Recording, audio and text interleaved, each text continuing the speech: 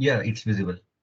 Okay, so normally when we set up our AWS accounts, so we will get this default VPC in our account. Everyone, if you can just check your account, you will see this CIDR range IP address and this default VPC. Okay, so as a practice purpose, we can use the default VPC, but in the real time situation, you might see no one use default VPC. Even if you can check your project or your friend project, you can ask them like, are you using default VPC or something? Okay, so they will not use default VPC because of the security point of view, and the we can't completely control over that, like designing the customized with subnet or other stuffs. Okay, so that's what our IP address. If we need this kind of IP address in our network, so we can't control over this. So better to create the one custom VPC, which is secure VPC. We can design and manage all the stuffs, all the components inside that. Okay, with the custom VPC. So what things we require to create the VPC? So first, let's say this is the VPC architecture. So in the VPC, we required subnet. First, we required VPC CIDR range. Okay, whatever it might be, 192 or 168, your 0.0/16. Okay, in 16 this range, how much IP address we will get, I will show you. Okay, inside that we can divide multiple subnets like that. Okay, so in that, let's say subnet 1, then subnet 2, subnet 3, okay, and subnet 4, let's say. So for now, it will not be like a public or private. So on the later stage, we will decide which subnet should be public and which should be private. So what is the meaning of the public subnet and the private subnet? So it's in short, if I say normal definition, the subnet or IP address which has the internet access, which is called as a public subnet. Okay, and which the subnet which has doesn't has public internet access, which is called as a private subnet. Okay, so to set up for the today's session, we can decide like define like these two subnets will be public subnet. Okay, IP address range we will see. We can calculate. There is a one simple website. You can easily configure that. You don't need to calculate by using any calculator or something. Okay, so this two subnet will be private subnet. Okay,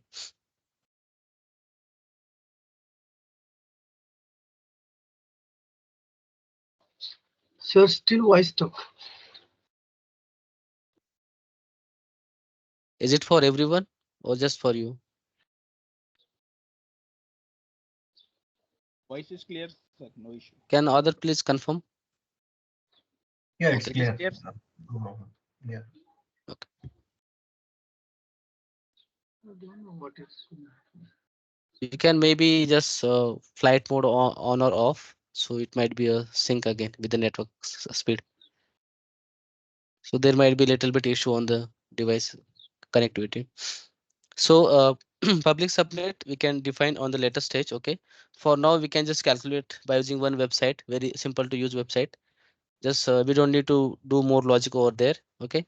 So for today's practice session, we can define create two public subnet and two private subnet here. Okay. So in that, what other components we required as a VPC? So we required separate route table for the public subnet. Okay, we will not mix or create single route table for everything like public subnet and private subnet. Okay, so we will create one public route table and we will create one more route table for the private one. Okay, so then we required like your internet gateway, one internet gateway that should be attached to your VPC directly. Okay, then we will see other settings. Okay, what other components or settings we required.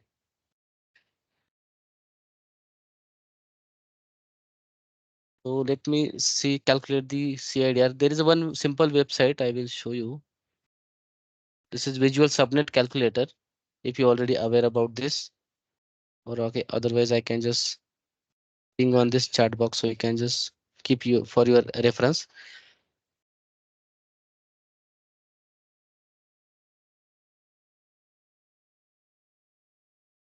So let's say in the AWS account, we have this kind of VPCs here already configured. So let me delete one of them. Demo VPC or I can delete this database.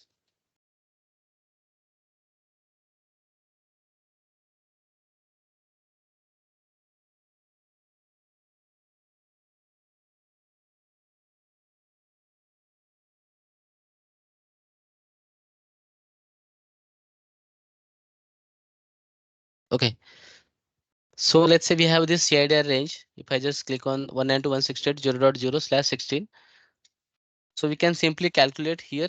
It will give the output like in this range, IP address of the range, how much host or IP address we will get 65,534. Okay. Now, according to our practice structure, what we need two public subnet and two private subnet. Okay. So here we don't need to just calculate. We can just simply click on this divide button. So it will automatically divide into the two section. Okay. We can consider as a subnet 1 and subnet 2. So now again, if you click on this divide button, so from there he will divide automatically by using this IP address range. So this one we can consider as a subnet 1, subnet 2, and we will see how much host or IP address we will get for that range. Okay, the range of IP address, usable IP address. Okay, two are there. So same thing, we can just click on this divide button. So how much subnet we will get now? 4 subnets. So apart from this 4 subnet, we can consider first 2 as a public subnet and second 2 as a private subnet. Okay, and we can configure in the VPC section. So how we can configure this? Simply we can just click on this create button, create VPC. So nowadays, this is the older version, which is normally we configure the VPC. AWS now release, I think, not sure when they release, but this recently they launched this feature. So here VPC and more. So I will show you first older one. So later you can just understand this new section. So what they need. So basically just to give you a brief about this. So here we don't need to manually configure this VPC subnet section. So if you just click on this two subnets to how much subnets we need. So it will automatically calculate from the CIDR range. Okay. So you can do practice for you. So I will show you this option here. So how we can call it, configure this? Just give this main VPC CIDR range 192.168.0.0, and here you can give the VPC name like AWS DevOps VPC.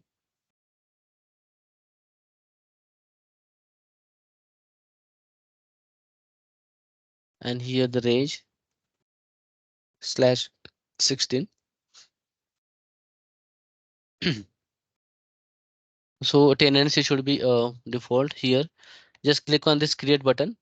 Okay. So now only your VPC is created. If I just copy this VPC ID and search in the internet gateway, and so route table,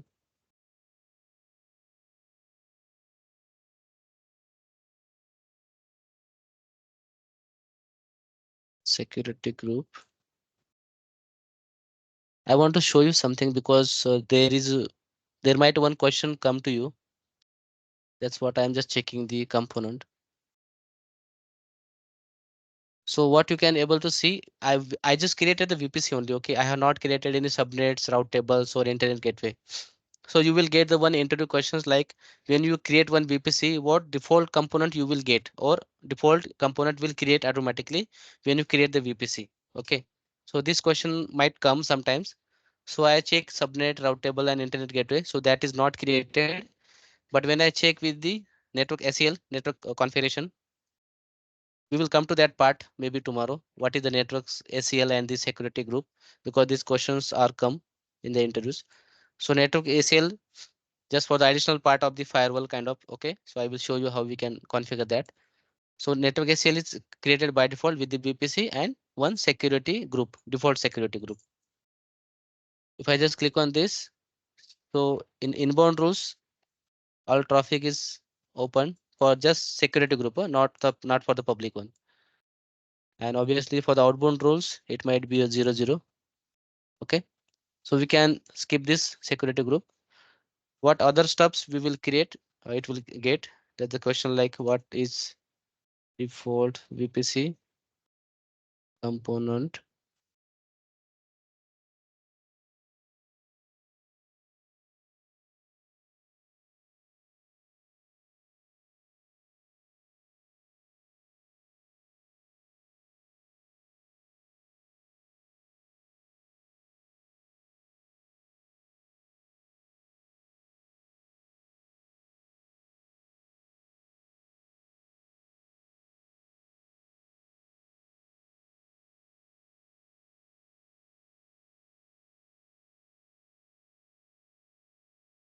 Okay, for now we can just understand like it will create like a security group and the network SL default one, and rest of the things we need to create here. So now we have created the VPC section. Okay. So what we have subnet now, two subnets for the public and two subnet for the private one. Okay. So we can just take this one and just go to the subnet section. Simply you can just forget about this existing one. Just simply click on create subnet and select that VPC, which is demo DevOps VPC. Okay. And here you can give the subnet name like demo DevOps subnet. Just give the naming convention properly so you can just identify is this a subnet public or private. Okay. Or I can just, yeah, let it be demo DevOps subnet public one. Okay. And here availability zones you need to define, because when you design your architecture in the load balancer and the EC2 servers, so you can select proper subnet there. So I will select for this app south 1A. Okay. And I will give the subnet range here, whichever I copied, and you can see this 16,384.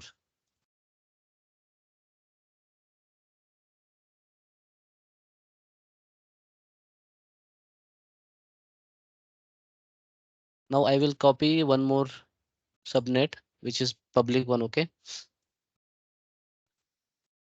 You can see these options here, add new subnet. So I can add one more subnet here and just give the name, like let me copy from above. This is the public subnet 2. Okay. Availability zones, it should be app south 1B. Okay. And simply just click on create. Okay, so we have created two subnet here, which is public one. You can see the all the details here, how much IP address you will get. Then in which region they have created availability zones. Sorry, not region. Region is Mumbai. Availability zones, app south 1A, app south 1B. Okay. Do you see any differences here? Anyone notice? Because this is the interview questions you might get. Okay, anyways, if you not notice, so let me show you. When we calculate this subnet level, how much host IP address we are getting? 16,382, right? So when we create this subnet, actually, how much we are getting? 60,379. So बाकी का कहाँ गया? Can anyone guess? बाकी का जो है वो तो एक गेटवे को जाएगा, एक ब्रॉडकास्ट को जाएगा.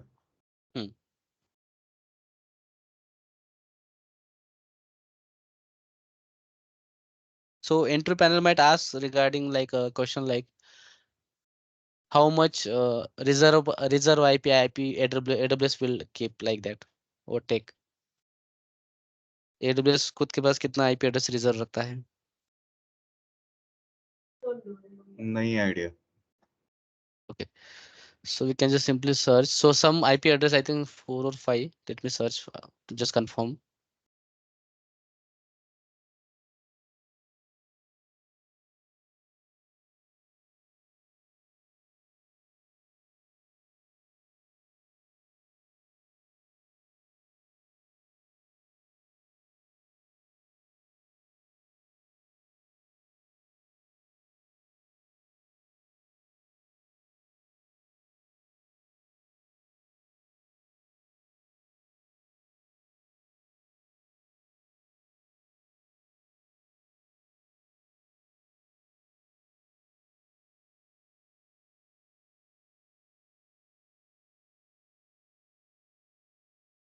Okay, 5 IP address. Okay, 5 IP address reserved by AWS in above VPC. So as you said, broadcast or the other stuffs, yeah, definitely. So I will come to that part after the section. Let me note down that. These two interview questions you might get, so I will give you with the answers after the session. what are the default component created when we create VPC. Okay, this is the first one. Second one is like how much IP address will AWS reserve subnet. Okay, these two questions. So for now we have done with the public subnet. Okay, so we can just configure same thing for the private subnet. So same process we need to follow, like create subnet, select the VPC, demo DevOps VPC, then just give the name like instead of public, just make it private here. Availability zones same, you can configure like app south 1A. Then we need to copy this subnet.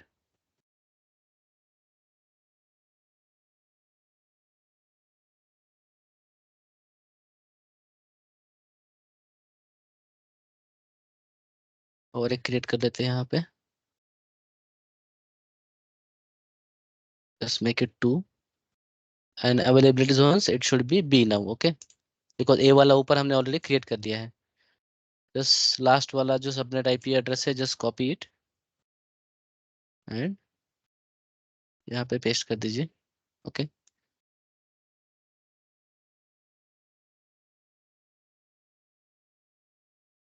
And you can just simply create it. Okay, just space आ गया. Okay.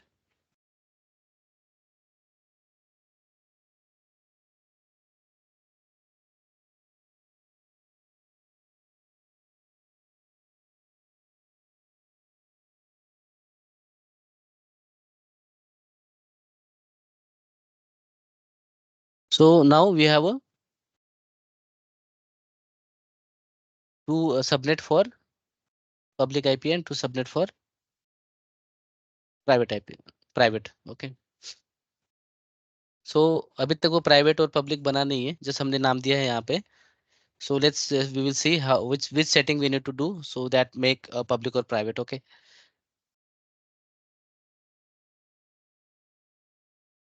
So now we need to go to the route tables. Okay. And we can create two route tables for the one for the public and one for the private subnet. Okay, separately, just to make the VPC secure.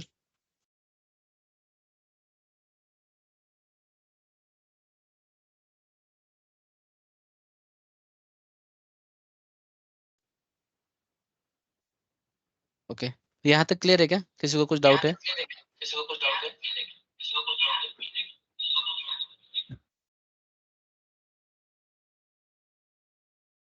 Any calculation वगैरह जो भी है?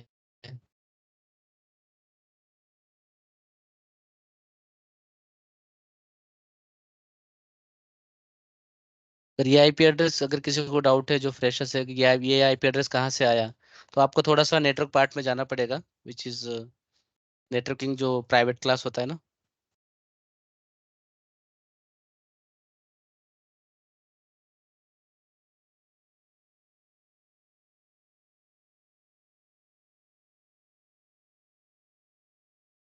Anyone any doubts till now to clear the subnets and the normal options? So if you अगर आप network part थोड़ा पढ़ोगे तो वहाँ पे आपको ये क्लास आएगा ना, एबीसी जो प्राइवेट क्लास है. So we can use this range 10 dot series और 72 16 then 192 168. So any doesn't mean कि लाइक जस्ट मैंने ये लिया 192 168 तो आप वही लो. You can calculate by using this as well, 10 dot series और 172 series in between this. Okay.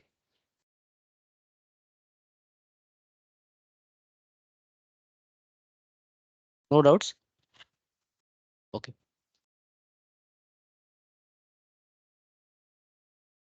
So now we can create the route tables, one for the public and one for the private. Okay.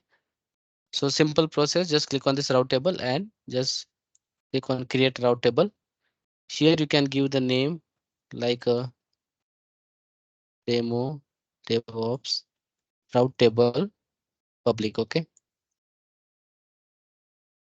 and just select the demo DevOps VPC here. Okay, demo DevOps VPC.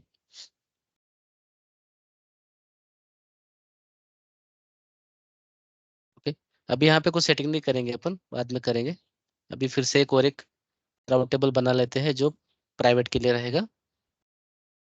Route table क्या है? Basically to how you can route your network traffic in the network. Okay, so that is the called we can use for that purpose, how we can route it, the traffic. I will show you the settings.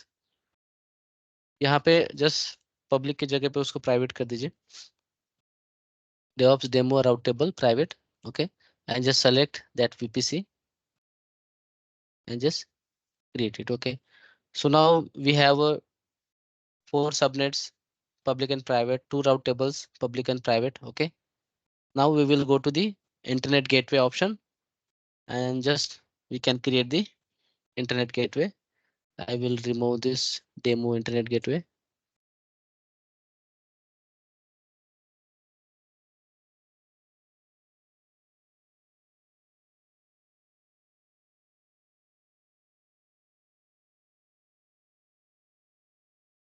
Just click on create and just give the name like demo DevOps internet gateway, just short form, and just create it.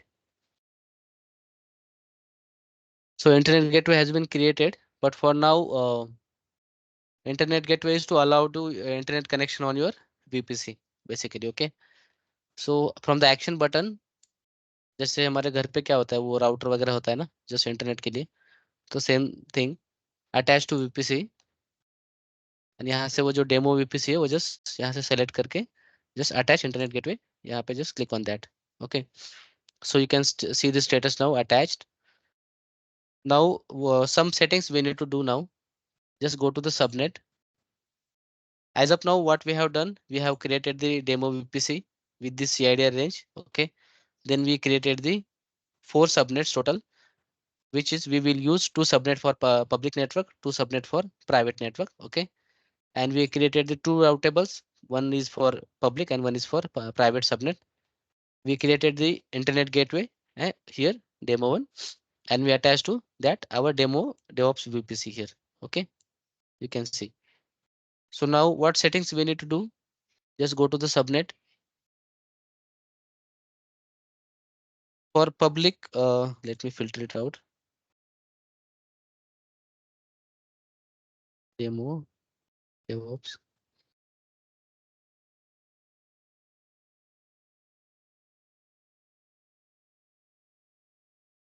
Okay, जो public subnet है वहां पे एक setting करना पड़ेगा हमें। Public subnet पे click करके just from the action just go to edit subnet setting.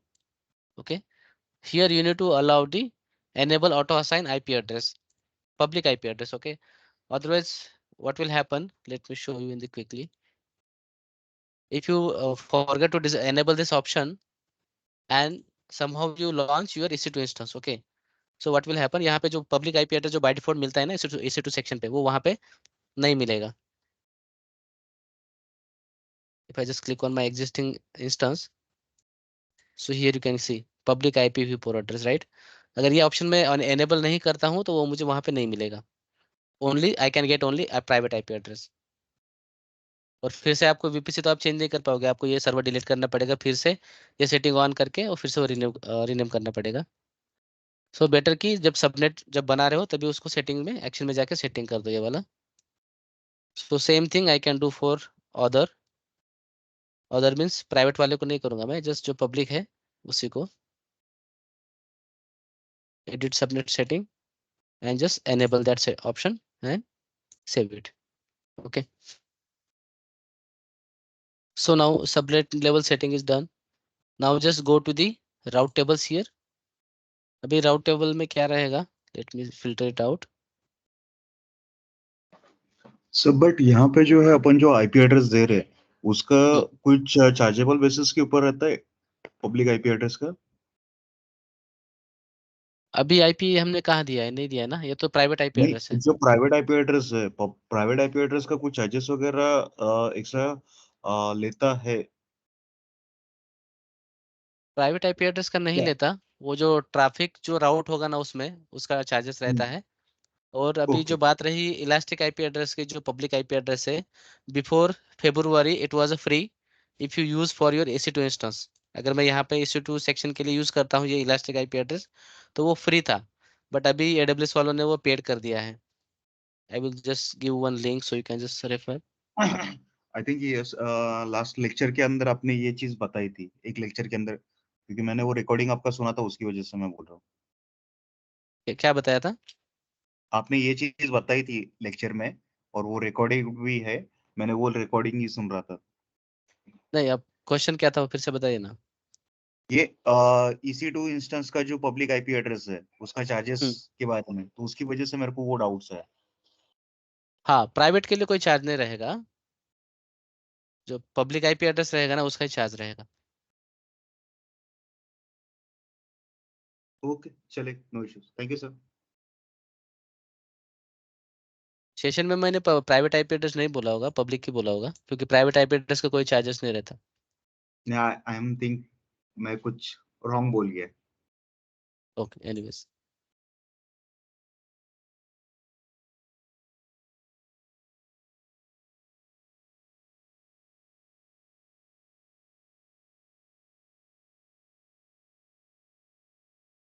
ठीक है, सो अभी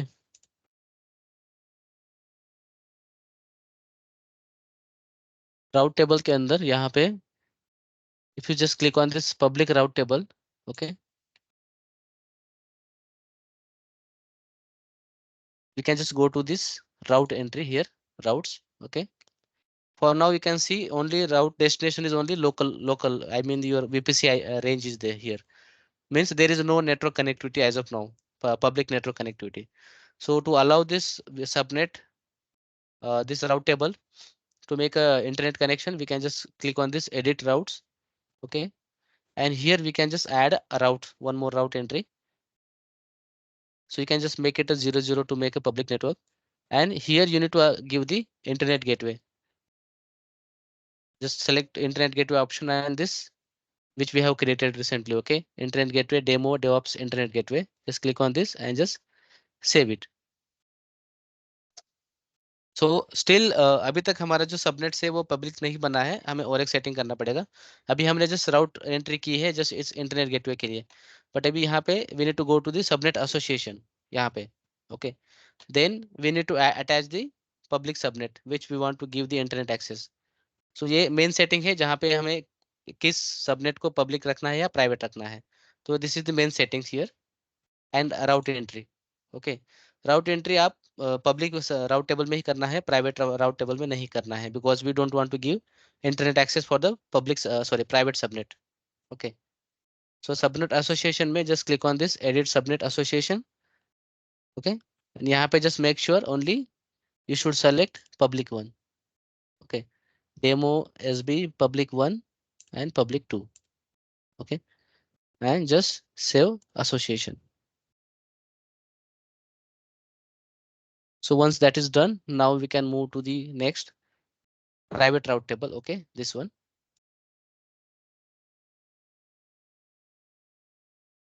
यहाँ पे राउट में कोई एंट्री नहीं करना है because we don't want to give internet access. Just subnet association में just click on this edit subnet association, and यहाँ पे जो प्राइवेट वाले हैं वही हमें सेलेक्ट करना है, private 1 and private 2 here, okay, and just click on this. अगर यहाँ पे हम एक ही राउट टेबल बनाते हैं यहाँ पे, okay, just to make you more clear,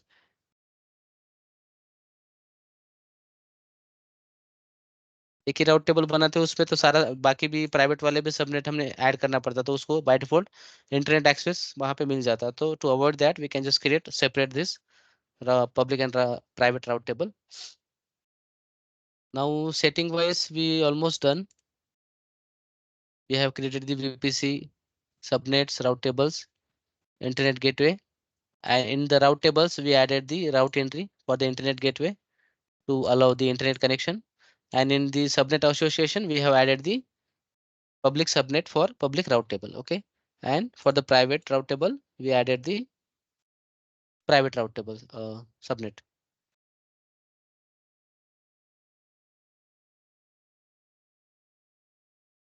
Anyone any doubts for this? Because VPC section जो basic components है we almost set up completed for now.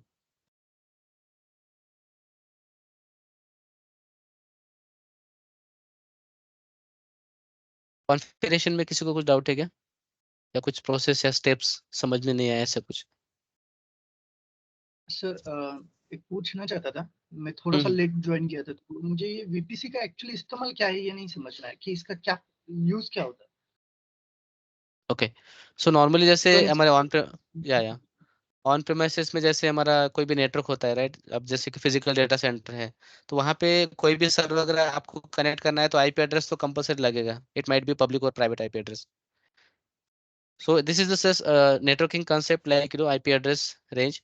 So VPC by default AWS will give us private default VPC, but what default VPC क्या होता है वहाँ पे, they will not recommend to use that because of the security reason and the other limitations. We अभी हम जो बना पा रहे हैं ना पब्लिक और प्राइवेट सबनेट, यहाँ पे अलग अलग सेक्शन वो वहाँ पे हम बना नहीं पाएंगे डिफॉल्ट पे. सो VPC सेक्शन जब आप कोई सर्वर लॉन्च कर रहे हो, इसी सपोज हमें ये लॉन्च करना है EC2 सेक्शन, EC2 सर्वर, तो यहाँ पे हमें नेटवर्क देना पड़ेगा, राइट? जैसे हमने EC2 सेक्शन में देखा था यहाँ पे, क्योंकि जब हम कोई EC2 सर्वर बना रहे हैं तो उसको आईपी एड्रेस तो कंपल्सरी लगेगा, जैसे हमारे फिजिकल मशीन में नेटवर्क कार्ड होता है, राइट? नेटवर्क के बिना आप कोई सर्वर बाहर से एक्सेस नहीं कर पाओगे, which is the same concept for the networking use cases. So यहाँ पे आपको सब VPC दे रहे हो, मतलब क्या, आप एक आईपी एड्रेस का पूल आप सेलेक्ट कर रहे हो यहाँ पे, जो इसमें से रैंडमली आपके सर्वर को असाइन होगा. अभी ये सबनेट है, यहाँ पे मैंने VPC ले लिया यहाँ पे, और सबनेट मैंने लेट्स से ये पब्लिक वाला ले लिया. तो यहाँ पे होगा क्या, ये जो रेंज है यहाँ पे शो करेगा क्या, ये वाला, इसमें से कोई भी एक सब आईपी एड्रेस आपके सर्वर पे मिल जाएगा. DHCP मेथड, अगर आपने लिनक्स आपने पढ़ा होगा थोड़ा बहुत, you will get that concept in that. DHCP जो मॉडल होता है ना, कोई भी एक आईपी एड्रेस यहाँ पे रैंडमली सीरीज के अंदर से आपको मिल जाएगा.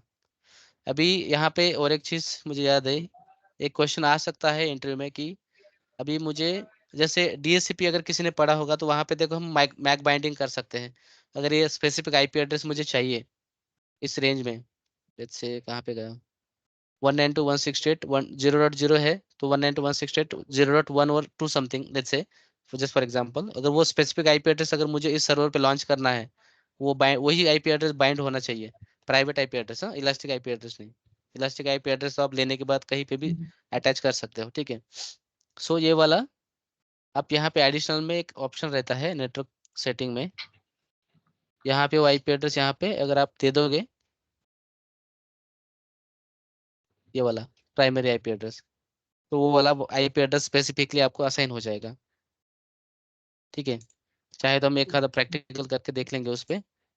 तो VPC is basically you will get the IP address pool, so where you can launch your load balancer or your EC2 servers. तो एक IP एड्रेस मिलेगा वहाँ पे उसको, प्राइवेट IP एड्रेस, ताकि आप जो भी नेटवर्क में बाकी कोई सेटिंग करो या सर्वर से कनेक्ट करना है दूसरे सर्वर से, तो आप प्राइवेटली उस IP यूज करके वो आप कनेक्ट कर सकते हो वहाँ से.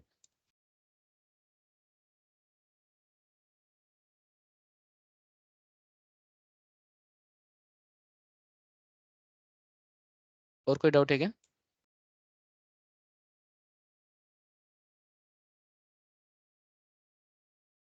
सर ये प्रोडक्शन एनवायरनमेंट में वीपीसी का कैसे यूज होता है, आप एक थोड़ा ओवरव्यू दे सकते हो उसका? हाँ, we will come to that part, कि जो 3 टायर आर्किटेक्चर या 2 टायर आर्किटेक्चर जो भी हम डिजाइन करते हैं ना, let me show you here. So when we design architecture, let's say 3 tier or 2 tier architecture, whatever, okay. So our जो front end जो होता है tech stack, ठीक है, let's say you can consider this is as a front end. Front end means your आपका जो भी in simple language में बोलो तो कोई जो भी application है, web application जो user facing है, web जो PHP बेस होगा या फिर आपका जो भी React JS होगा, ठीक है, React JS या और कोई जो भी लैंग्वेज होगा वहाँ पे फ्रंट एंड, ओके. यहाँ पे आपका एप्लीकेशन और वेबसाइट होस्टेड है, ठीक है. ये तो रहेगा आपका public facing, like and user उसको एक्सेस करेगा। जो भी हम यूजर नॉर्मली, अभी लेट्स से कि ये मैं खुद ये वेबसाइट यूज कर रहा हूँ ट्यूटोरियल पॉइंट्स, अब ये पब्लिक सबनेट पे बना है इसलिए मैं बाहर से एक्सेस कर पा रहा हूँ, ठीक है। अगर ये प्राइवेट पे रहता, I will come to that, private और पब्लिक जो भी है, ठीक है। ये फ्रंट एंड है और यहाँ पे ये दूसरा आपका सेटअप हो गया बैक एंड से, ये आपका बैक एंड हो गया, ठीक है। बैक एंड में आपका क्या हो सकता है, आपका you might be your API और your RDS database, basically DB, जो डीबी स्ट्रक्चर होता है, ठीक है। तो इन रियल टाइम में क्या होता है, database should not be on the public subnet, it should be always in the private subnet, ठीक है। आप किसी, अगर आप ऑलरेडी किसी प्रोजेक्ट पे काम कर रहे हो और आपके पास अगर AWS का अकाउंट एक्सेस है, तो you can just go and check your VPC section. So आपको वहाँ पे आप यहाँ पे जो भी मैंने बताया ना राउट एंट्री वगैरह, वो आप देख सकते हो, राउट एंट्री जो दिख रहा है ना आपको, वो वाला एक बार चेक कर लीजिए वहाँ पे, अगर वैसा एक्सेस है आपके पास तो चेक करने का। तो database should not be public one, because वो सिक्योरिटी रिस्क हो जाएगा, compliance. So it should be on the private subnet, okay. अभी प्राइवेट सबनेट क्या है, ऐसा सबनेट और IP एड्रेस का ग्रुप जिसको कोई इंटरनेट एक्सेस नहीं है, ठीक है, नो इंटरनेट एक्सेस। और पब्लिक सबनेट और पब्लिक IP पूल क्या होता है, जिसको इंटरनेट एक्सेस होता है, ठीक है। You can connect it from outside your network, AWS का जो नेटवर्क होता है उसके बाहर से आप कनेक्ट कर पाओगे। सो यहाँ तक क्लियर है? Yes sir. Okay. So real time industry में डेटाबेस बाहर से एक्सेस नहीं होता बिकॉज ऑफ द सिक्योरिटी, क्योंकि अगर डेटाबेस बहुत क्रिटिकल है और वो अगर आपने उसको प्राइवेट नहीं किया, पब्लिक कर दिया और किसी समहाउ की क्रेडेंशियल आपके कॉम्प्रोमाइज हो गए, so anyone can log in from the outside, right. So definitely you can manage, आप सिक्योरिटी ग्रुप में वो अलाउ कर सकते हो। ऐसा नहीं कि आपने डेटाबेस पब्लिक सबनेट में बना दिया और उसको पब्लिक एक्सेस यस कर दिया, दैट डजंट मीन कि वो अनसिक्योर हुआ है, ठीक है। But as a industry practice, that is not a good practice to have in public subnet. आपको उसको प्राइवेट सबनेट में रखना है, और जब आप लॉन्च करोगे, we will see in the RDS section में कि जब वहाँ पे एक ऑप्शन होता है पब्लिक एक्सेस यस करना है या नो करना है, ठीक है, वो हमें नो ही करना होता है। और उसको बाहर से हम एक्सेस कैसे करेंगे, वो भी I will come to that part, okay, as well. So ये दो सेटिंग्स करना होता है। और उसके अलावा आप सिक्योरिटी ग्रुप जो होता है फायरवॉल रूल्स, उसमें भी आप इनबाउंड रूल्स में उसको मैनेज कर सकते हो। आपको just particular, just let's say कि आपको ये वेब सर्वर है आपका, यहाँ पे इसको IP एड्रेस मिलेगा, राइट, प्राइवेट IP एड्रेस, जो हम अभी सबनेट, जो भी हमने सबनेट बनाया है अभी। सो उसका प्राइवेट सबनेट का ही IP एड्रेस आपको इसमें इनबाउंड रूल में देना है, ना कि पब्लिक IP एड्रेस, ओके, ताकि ट्रैफिक जो रहे वो प्राइवेट ही ट्रैवल करे, पब्लिक नहीं। पब्लिक में क्या होता है, थोड़ा सा लेटेंसी का भी इशू भी आता है, और वो अननेसेसरी जो डेटा ट्रांसफर कॉस्ट होता है AWS का, वो आता है। एज वी नो, AWS पे एज गो मॉडल है, जितना आप यूज करोगे उतना आपको बिल आएगा, whatever it might be, your IP address, resources like CPU, memory, disk space, आपका डेटा ट्रांसफर, ओके। अगर आप अपने AWS कैलकुलेटर ओपन किया तो वहाँ पे डेटा ट्रांसफर का साइज वहाँ पे डाल के देखिए, बिल कितना शो करता है GB में, जो आप डाउनलोड अपलोड करते हैं, या फिर ट्रैफिक जो राउट होता है, ओके, उसका भी कॉस्ट आता है, ठीक है।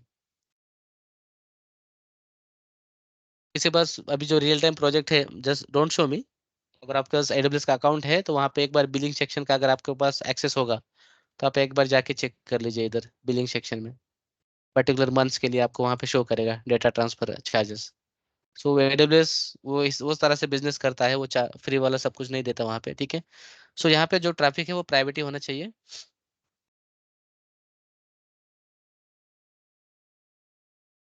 तो ठीक है, पब्लिक सबनेट और प्राइवेट सबनेट में इस तरह का आप सेटअप कर सकते हो, ठीक है। तो हम जब मार्केट डिजाइन बनाएंगे प्रैक्टिकल्स, तो उसमें हम देख लेंगे, ठीक है। Just to add on this part to make it sequence. So अगर ये आपको प्राइवेट सर्वर जो एक्सेस करना है, प्राइवेट डेटाबेस जो है आपका, ये अगर आपको एक्सेस करना है, आप डायरेक्टली तो नहीं कर पाओगे बाहर से, मतलब आपके लोकल मशीन से। तो यहाँ पे अभी बड़े ऑर्गेनाइजेशन में क्या होता है, वहाँ पे either they use transit gateway, और which is called as other word like direct connect service, okay. तो यहाँ पे क्या होता है, एक थर्ड पार्टी सर्विस होता है, थर्ड पार्टी जो, जिनका क्या होता है कि डायरेक्टली AWS का जो नेटवर्क होता है, ठीक है, ये इनका केबल कनेक्शन हम हमारे ऑफिस से नेटवर्क से जोड़ सकते हैं, basically third party service. It might be costly, because we don't know कि वो जो नेटवर्क टीम होती है वही सेटअप करती है, ओके, सो ये पूरा प्राइवेट कनेक्टिविटी आप कर सकते हो आपके AWS नेटवर्क टू आपके ऑफिस प्रीमाइसेस से, ठीक है। तो यहाँ से क्या होगा, आपको जो आपका ऑफिस में VPN वगैरह रहेगा उसी से आप डायरेक्टली ये डेटाबेस प्राइवेटली एक्सेस कर सकते हो, बिकॉज आपने ऑलरेडी यहाँ पे टनलिंग की है, मतलब एक डायरेक्ट कनेक्ट सर्विस है AWS की थर्ड पार्टी, वो आप यूज कर सकते हो पर प्राइवेट कनेक्टिविटी के लिए। अदरवाइज सेकंड ऑप्शन ये है, लेट मी ओपन हियर, ये आपका एक सर्वर हो गया, ठीक है। ये आपका database which is in the database, ये हो गया आपका प्राइवेट में, प्राइवेट नेटवर्क में, बेसिकली प्राइवेट सबनेट। और ये आपका पब्लिक फेसिंग हो गया जो पब्लिक सबनेट में है। यहाँ पे आपको एक सर्वर लॉन्च करना पड़ेगा जिसको which is called as a jump server और bastion server, if you already aware about this. Okay, ये बैशन सर्वर रहेगा आपका पब्लिक सबनेट में। एज अ यूजर हम क्या करेंगे, हमारे ऑफिस का VPN फर्स्ट कनेक्ट करेंगे, जो भी ऑफिस का VPN रहेगा। VPN कनेक्ट करने के बाद हम वहां से RDP या SSH करके ये जंप सर्वर हम वहां पे कनेक्ट करेंगे फर्स्ट। ओके, अगर RDP है तो विंडोज है तो आप RDP करोगे, लिनक्स है तो SSH करोगे, ठीक है। फिर देन यहाँ से आपको एज अ आर्किटेक्चर और समथिंग, यहाँ पे क्या होगा, आपका जो सेटिंग्स है डेटाबेस के सिक्योरिटी ग्रुप के इनबाउंड में, ठीक है, इनबाउंड में आपको इस बैशन सर्वर का या जंप सर्वर का प्राइवेट IP एड्रेस यहाँ पे इसको अलो करना पड़ेगा कनेक्शन, कि अगर ये सर्वर से रिक्वेस्ट आता है RDP पोर्ट से, सॉरी डेटाबेस के लिए, तो उसको ओपन कीजिए यहाँ पे, ठीक है। यहाँ पे आपको MySQL पोर्ट ओपन करना पड़ेगा सिक्योरिटी ग्रुप में for this to bastion servers private IP address, ताकि अगर यहाँ से अगर MySQL का रिक्वेस्ट आता है, अभी आप MySQL का रिक्वेस्ट कैसे भेजोगे, you can use your client like workbench और DBViewer और योर, अगर आप लिनक्स से कमांड लाइन यूज कर रहे हैं तो MySQL क्लाइंट आप कमांड यूज करेंगे जो भी कनेक्शन का होता है। सो अल्टीमेटली यहाँ से MySQL का रिक्वेस्ट आएगा कनेक्शन के लिए, अगर वो सिक्योरिटी ग्रुप में इन अलाउ है तो ही वो अलाउ करेगा, otherwise you will not get access, it will show simply like error disconnect, sorry not connected something और फेल टू कनेक्ट। यहाँ तक क्लियर है क्या, प्राइवेट डेटाबेस हम कैसे एक्सेस कर सकते हैं? Yes. Okay, so real time में इस तरह का यूज होता है। अभी now we will do like we will launch one servers here.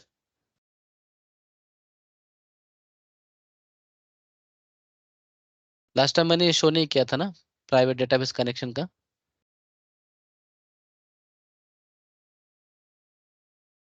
नहीं। Okay, so what we can do is basically we can configure one EC2 servers in the public subnet and another one is in the private one. Okay, and we will try to connect both of them. For now VPC में कोई doubt है किसी को? The other part which is the security group or the network ACL we will see tomorrow. Okay, बाकी इसमें बहुत सारे options है but वो हम ज़्यादा यूज नहीं होता है इसमें, बाकी डिपेंड करता है ये जो ट्रांसिट गेटवे है या साइट टू साइट VPN, ये बाकी चीजें प्राइवेट कनेक्शन के लिए, ठीक है। तो सर्वर लॉन्च का तो already you aware about how to launch, but वहाँ पे जो सेटिंग्स है वो दिखा देता हूँ। Demo DevOps EC2 or we can call it as a Bashan server. Okay, Bashan EC2 OS Windows से जाते हैं। So now, Yeah. sir, we are now creating two servers, one for public IP and one for private. Is it like that? We will create one EC2 server on the public subnet and one RDS database in the private subnet. और फिर हम उसको connection का देखेंगे यहाँ पे जो मैंने दिखाया ना, कि उसको हम एज अ यूजर हम जंप सर्वर पे कैसे कनेक्ट करेंगे और वहां से प्राइवेट सबनेट में जो डेटाबेस है उसको कैसे एक्सेस करेंगे, क्योंकि बाहर से तो हम एक्सेस नहीं कर पाएंगे। Okay. Okay. किसी के प्रोजेक्ट में है क्या बैशन सर्वर कोई यूज करता है?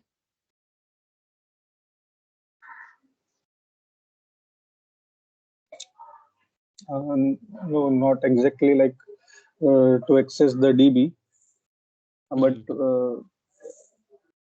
हाँ in यहाँ पे order और to एक चीज मैं connect to ऐड other कर दूं। servers in the environment. हाँ हाँ, और एक चीज यहाँ पे ऐड कर दूं, इट डजंट मीन कि डेटाबेस ऑलवेज प्राइवेट में हो, हो सकता है बाकी कोई सर्वर जो प्राइवेट में हो सकता है, तो उसको भी आप यहाँ से एक्सेस कर सकते हो, यहाँ से बैशन सर्वर से। उसको भी सेम प्रोसेस आपको देना पड़ेगा, जो भी आपका अगर ये विंडोज मशीन है तो यहाँ से RDP कनेक्शन अलो करना पड़ेगा इस सिक्योरिटी ग्रुप के इनबाउंड में यहाँ पे, ताकि ये सर्वर से अगर रिक्वेस्ट आता है ये पर्टिकुलर पोर्ट के लिए लाइक SSH, तो उसको ये यहाँ पे व्हाइट लिस्ट करना पड़ेगा आपको। बट मेक श्योर कि इसका प्राइवेट IP एड्रेस यहाँ पे आप उसको दोगे इनबाउंड में। So we will see that. तो यहाँ पे हम विंडोज सर्वर ले लेंगे, ठीक है। T2 माइक्रो जो फ्री टायर एलिजिबल है। कीपेयर एक बार मैं देख लेता हूँ, यहाँ पे कोई किसी को डाउट नहीं है ना कीपेयर क्या है क्या नहीं, ये तो ऑलरेडी मैंने EC2 सेक्शन में एक्सप्लेन कर दिया था।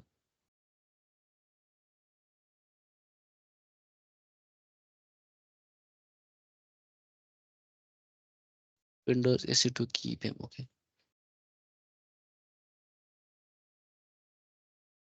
सो यहाँ पे नेटवर्क सेटिंग में देखिए, यहाँ पे just we need to select proper VPC which is our demo DevOps VPC here, okay. और यहाँ पे वन मोर सेटिंग्स, पब्लिक, यहाँ पे प्राइवेट सबनेट मत सेलेक्ट कीजिए, यहाँ पे it should be a public subnet, okay. We will go with this public subnet 1 here. And यहाँ पे भी ऑप्शन है जो मैंने सबनेट लेवल पे यहाँ पे दिखाया था ना, कि ऑटो असाइन IP एड्रेस मिलेगा कि नहीं मिलेगा, यहाँ पे एडिट में जाके, तो यहाँ पे भी ऑप्शन है additionally auto assign public IP।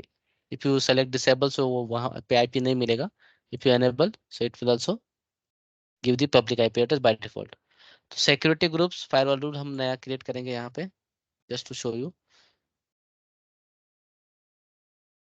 Demo devops bastion security group. So in short, it will by doing enable, it will select IP address yes, randomly. By default वो Like एनेबल ही we रहता है do. यहाँ पे। हाँ, तो like उसमें DHCP का कर से कोई अलग से ऑप्शन नहीं है, उसको एनेबल किया तो वो DHCP से मैकेनिज्म से ही लेगा, राइट? अगर फिक्स IP देना है तो I will show you that practical as well here.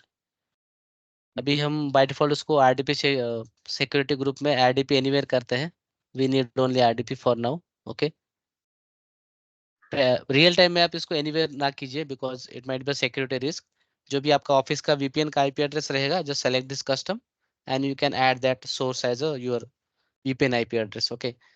Because वो अगर एनीवेयर कर दोगे तो माइट भी क्या होता है कंपनी में, जो कुछ पेड टूल यूज होता है सिक्योरिटी स्कैनिंग का, तो they might be trigger the alert something if you open port unnecessary for the anywhere, so they might be use third party tool or something.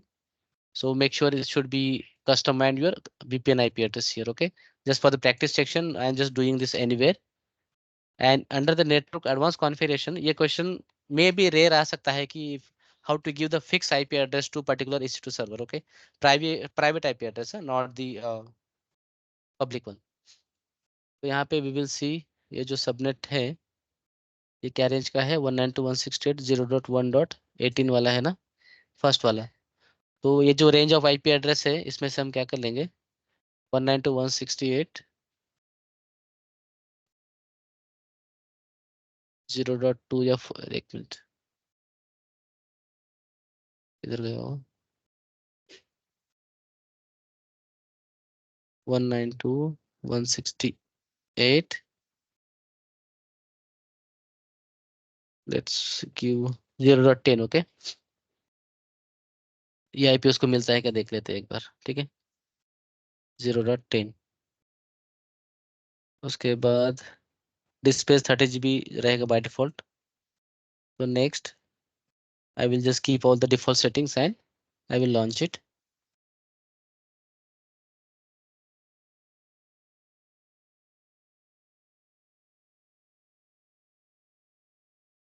So main time क्या करेंगे, इसको थोड़ा time लगेगा launch होने में, तो हम साइड बाय साइड डेटाबेस भी बना लेंगे इधर से, okay. How you can create the database service? Normally in Linux what we will do is we, जो ट्रेडिशनल वे है, we need to create the one Linux server।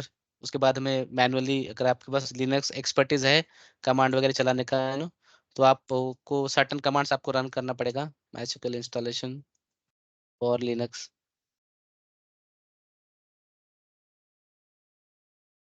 So there is a hectic process you need to follow, like apt get updates, MySQL installation, then MySQL configuration, user creation, database creation, all the stuffs. Okay, as a Linux administrator. But in the RDB section, we can use as a platform as a service. So we don't need to install any packages here in the RDS section. Database service it's managed by the AWS. So we can just select simply create database from here. RDS में कैसे जाना है आपको? यहाँ पे आपको search करना है सर्च बॉक्स में RDS. ओके, जस्ट क्लिक करना है उस पे और यहाँ पे डेटाबेस पे क्लिक करके यहाँ पे ऑप्शन मिलेगा आपको create database. Okay,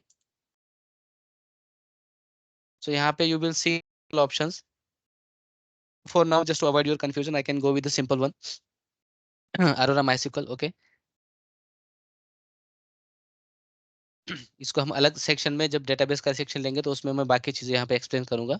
just for now to make it simple, just we can go with this Aurora MySQL. Aurora और इसमें क्या डिफरेंस है? ये दोनों MySQL ही डेटाबेस है, बट अरोरा इज डिजाइन और customize by the AWS itself. They customize based on the performance wise and the cost wise. They optimize cost wise. 30% extra cost आता है इसका अरोरा का as compare to normal MySQL और Postgres. Okay, ये थोड़ा सा performance और speed wise थोड़ा सा बेटर है, तो हम डिटेल में RDS सेक्शन में लेंगे उसको. ओके, एंड यहाँ पे just one more additional part. यहाँ पे आपको डेटाबेस जब आप EC2 पे सर्वर बनाते हो, कोई डेटाबेस इंस्टॉल करते हो, तो आपको डिस्पेस देना पड़ता है EC2 पे. सो सेम यहाँ पे भी इसको देना पड़ता है जो नॉर्मल MySQL और Postgres है. बट अरोरा केस में you don't need to give disk space. It will auto scale. जैसे आपका डेटा बढ़ेगा तो डिस्पेस ऑटोमेटिकली बैकएंड से बढ़ जाएगा. अगर डेटा रिड्यूस होता है डेटाबेस का तो ऑटोमेटिकली रिड्यूस हो जाएगा.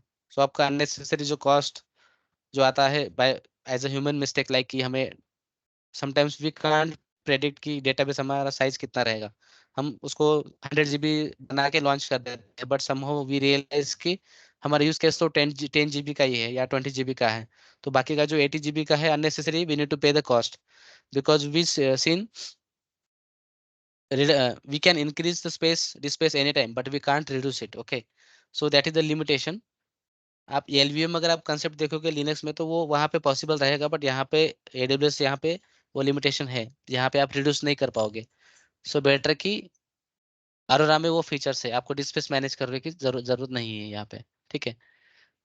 सो नेक्स्ट यहाँ पे वर्जन जो है मैं डिफॉल्ट रखूंगा MySQL I have 8.8. one question here. फिर अगर उसको अगर if we attach, do we need to give disk space initially, like to initialize disk while configuring this database? Arora के लिए? हाँ, अरोरा के लिए कोई डिस्प्ले देने की देना जरूरत नहीं है. पड़ता है.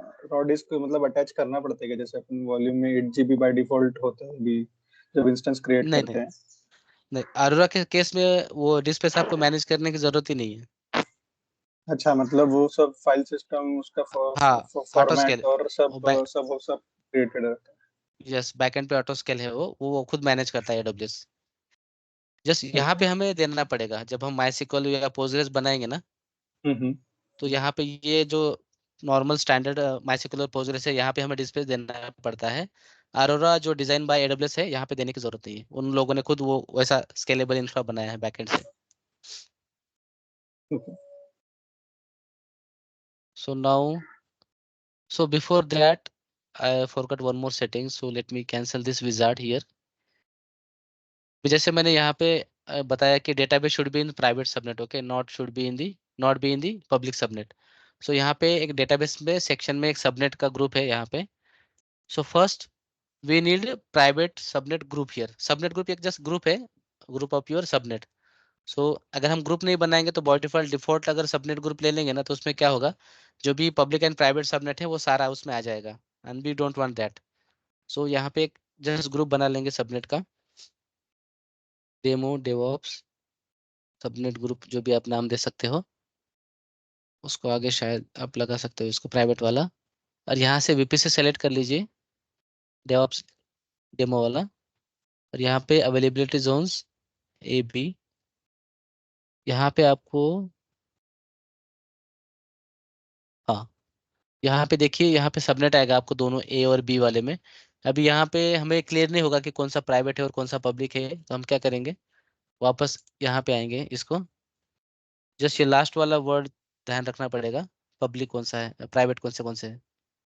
ये दोनों नीचे वाले प्राइवेट है ना, 4D6 और 7D ये वाले हैं, D6 और 7D।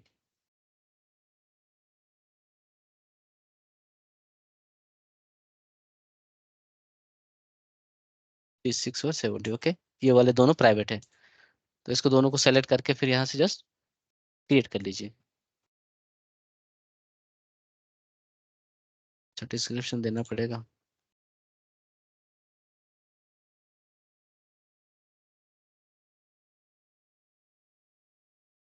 ठीक है, ये ग्रुप बन गया सबनेट वाला। अभी वापस से हम डेटाबेस में आते हैं, सेम प्रोसेस, क्रिएट डेटाबेस। यहाँ से अरोरा सेलेक्ट कर लीजिए। यहाँ पे नीचे इसको नाम दे सकते हो आप, डेमो डेवऑप्स RDS माइस्क्ल वाला। ठीक है,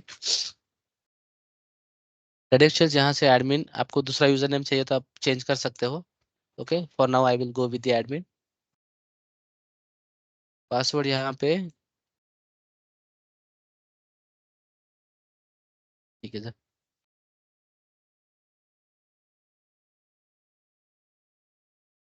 मैं कोई नॉर्मल पासवर्ड यहाँ पे दे दूंगा अभी।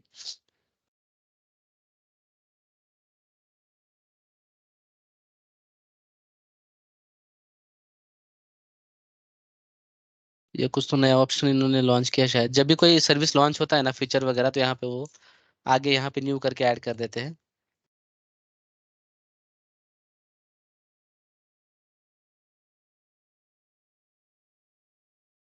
और स्टैंडर्ड्स यहाँ पे जो मिनिमम कॉन्फ़िगरेशन है वो मैं ले लूंगा यहाँ पे।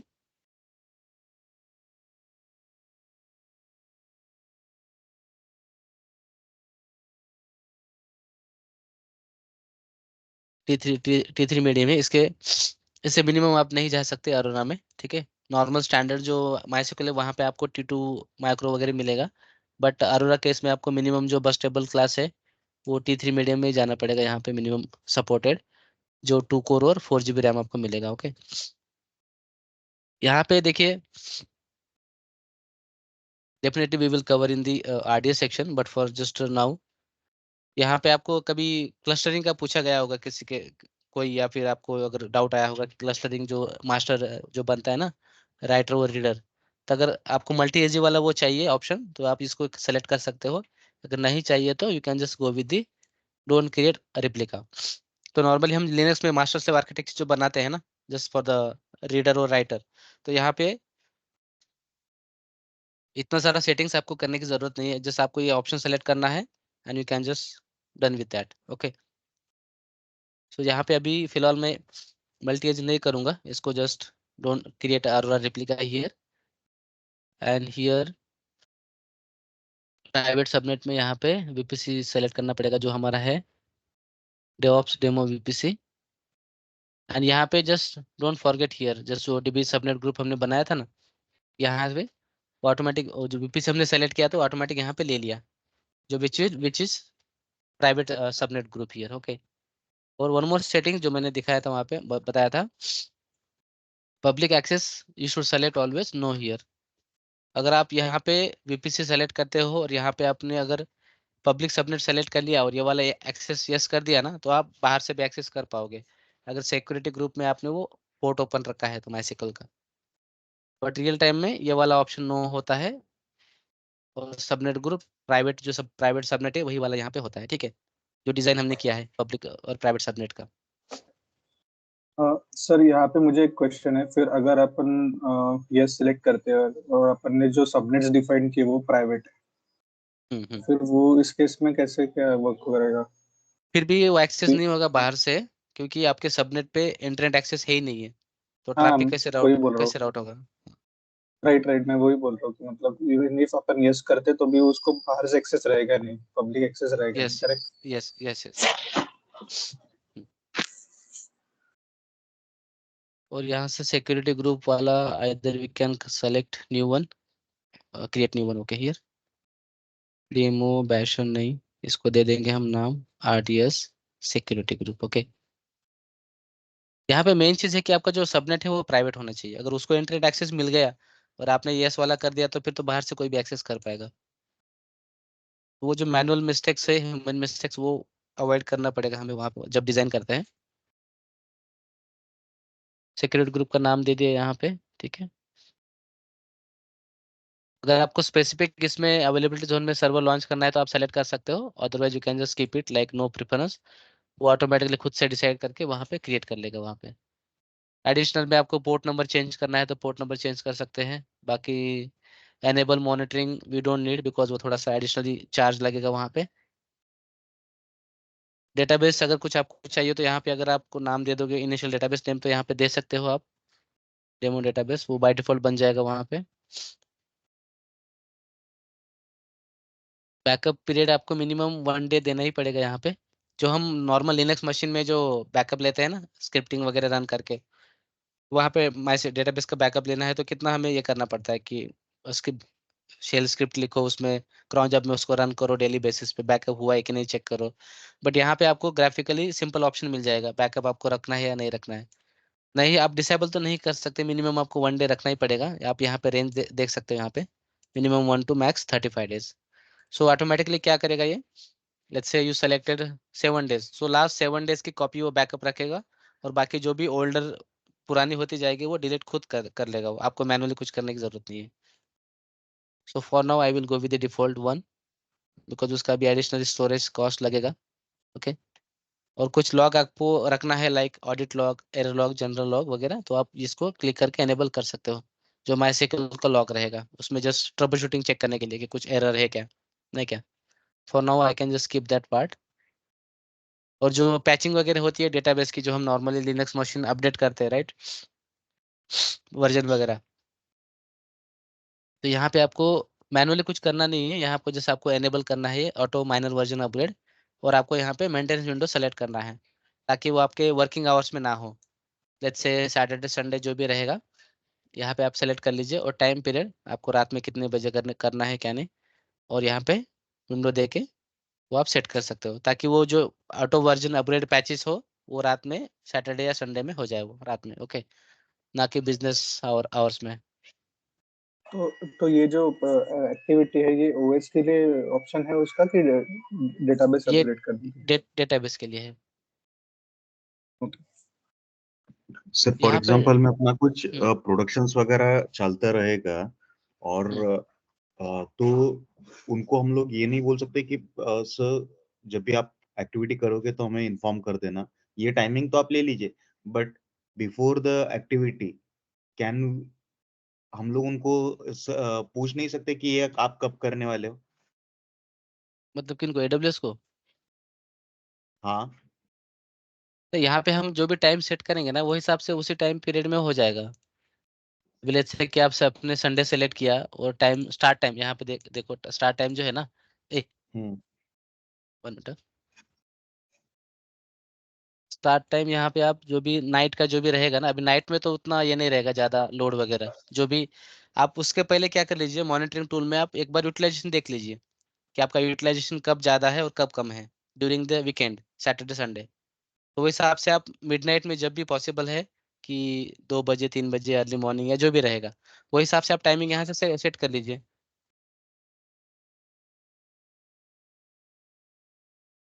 तो वो उस ओके टाइम पे वो एक्टिविटी हो जाएगी। यही क्वेश्चन था आपका? सर मैं पूछना चाहता था कि अगर एडब्ल्यूएस अपने को इन्फॉर्म करता है क्या उसके बारे में कि हम लोग इस टाइम को एक्टिविटी करने वाले हैं आपके डेटाबेस के ऊपर?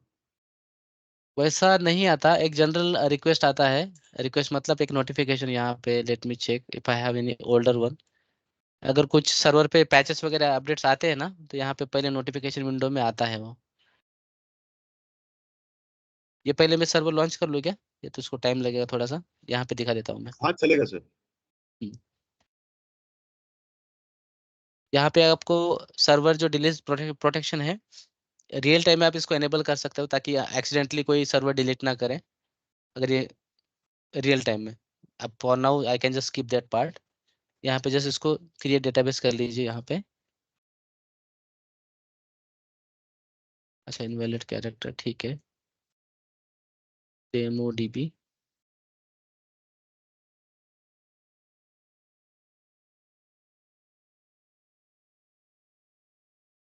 ठीक है, इसको एक 5 मिनट लग सकता है अप्रोक्स। तो यहाँ पे देखिए डेटाबेस के सेक्शन में यहाँ पे रिकमेंडेशन में आपको अपडेट्स आएगा। कुछ अगर पैचेस वगैरह आए हैं ना तो यहाँ पे किस सर्वर के लिए है।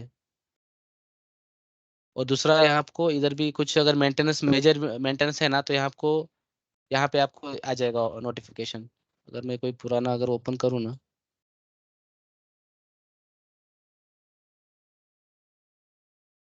लेट्स से कि अभी लैम्बडा फंक्शन का रन टाइम है Node.js 14 वर्जन, वो almost end of license life हो गया है। तो अगर आप कोई लैम्बडा फंक्शन उस तरह का यूज कर रहे हो आपके इंफ्रास्ट्रक्चर में, तो आपको वो नोटिफिकेशन देगा कि ये आपने रिसोर्स यूज किया है Node.js 14 वाला, वो डिप्रेसेट हो रहा है, तो आप उसको अपग्रेड कीजिए। इस तरह का कुछ आपको नोटिफिकेशन मिलेगा।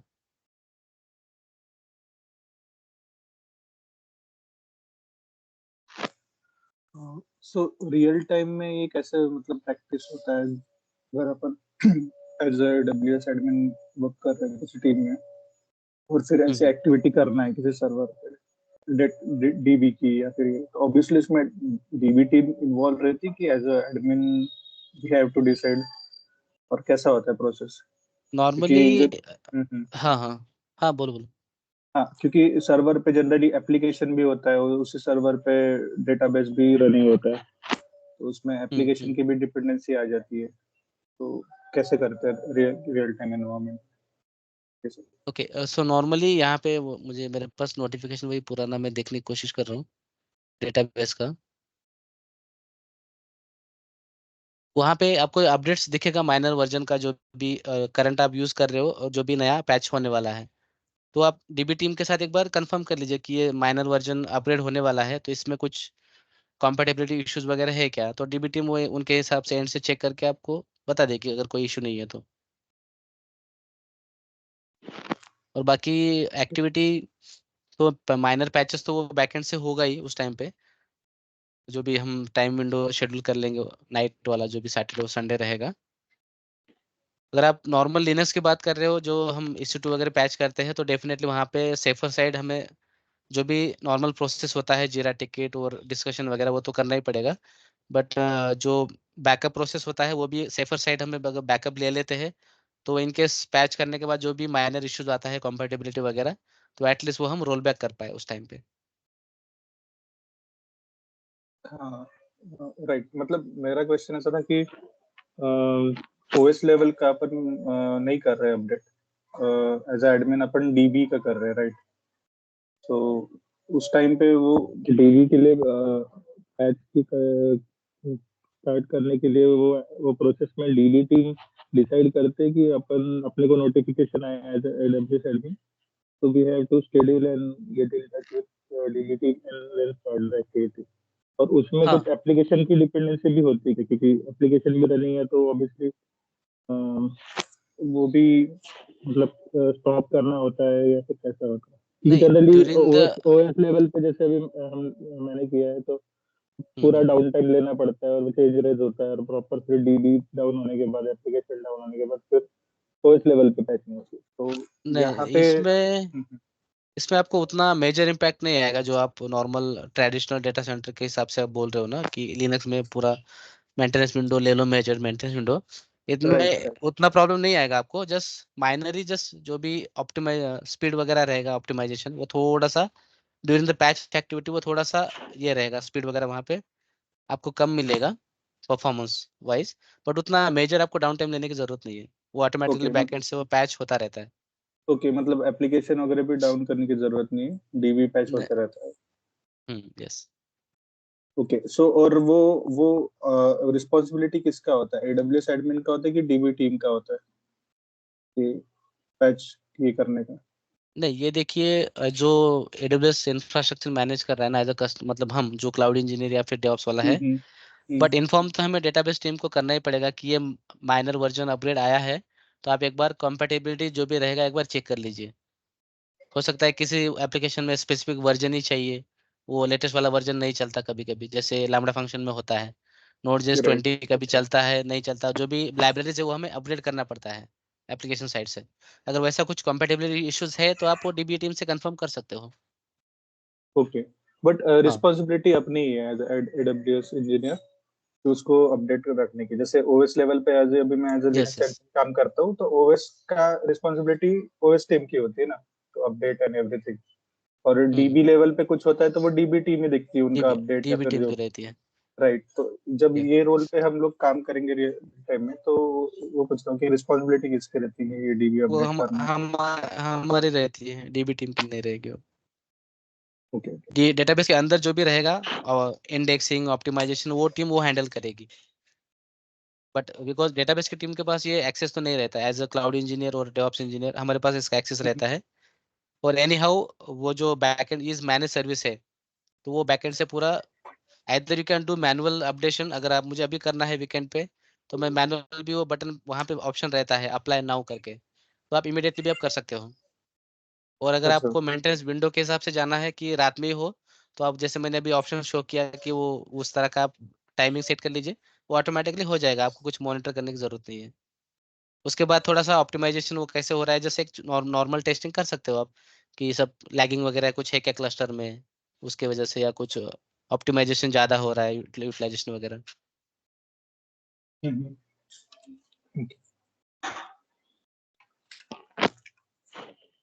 वही मैं एक नोटिफिकेशन पुराना दिखाना चाहता था, वो किधर चला गया, एक मिनट। इनका ऑप्शन बहुत चेंज होते रहता है ना टाइम टू टाइम, तो सब इधर उधर हो जाता है।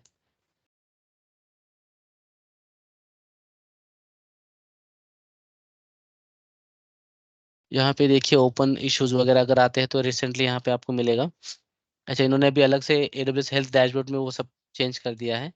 शेड्यूल चेंजेस में आप देख सकते हो यहाँ पे lambda plan life cycle event. Okay, अगर मैं इसको क्लिक करता हूँ ना, ये इवेंट आपको कब आया, स्टार्ट टाइम वगैरह ये आपको पूरा मिलेगा। यहाँ पे देखिए सर्विस किस रिलेटेड इश्यूज है, मतलब नोटिफिकेशन है लामड़ा के लिए। स्टार्ट टाइम कब है, जून 12 को। यहाँ पे ऐसे नहीं कि आपको कल ही करना है और आज ही नोटिफिकेशन आएगा, आपको एडवांस में नोटिफिकेशन आएगा ताकि आपको सफिशिएंट टाइम मिले सब कुछ चेक करने के लिए। रीजन कौन सा है वो भी आपको उसमें डिटेल्स आएगा। उसके बाद डिस्क्रिप्शन में पूरा आएगा आपको कि ये क्या नोटिफिकेशन है। You can see like this, we are contacting you as you have identified that account your account currently has one or more Lambda function using Node.js 16 runtime. Okay, and we are ending support for Node.js 16 in Lambda for मतलब जून 12 से वो support बंद हो जाएगा वहाँ पे, end of life. So rich on 11 सितंबर 11/23। सो उसके बाद आपको एक्शन आइटम भी वो देंगे कि क्या करना है आपको। यहाँ पे आपको जो भी बैकएंड से सिक्योरिटी पैचेस वगैरह है वो आपको नहीं मिलेगा इस लैम्बडा फंक्शन के लिए। So starting July 15 you will no longer able to create new lambda function, blah blah जो भी है, ठीक है। सो उसके बाद वो रिकमेंड क्या करते हैं, we recommend that you upgrade your existing Node.js 16 version to 20। So इस तरह से आपको एक नोटिफिकेशन आता है बेसिकली कि आपको क्या है इम्पैक्टेड और क्या एक्शन आइटम आपको करना है यहाँ पे।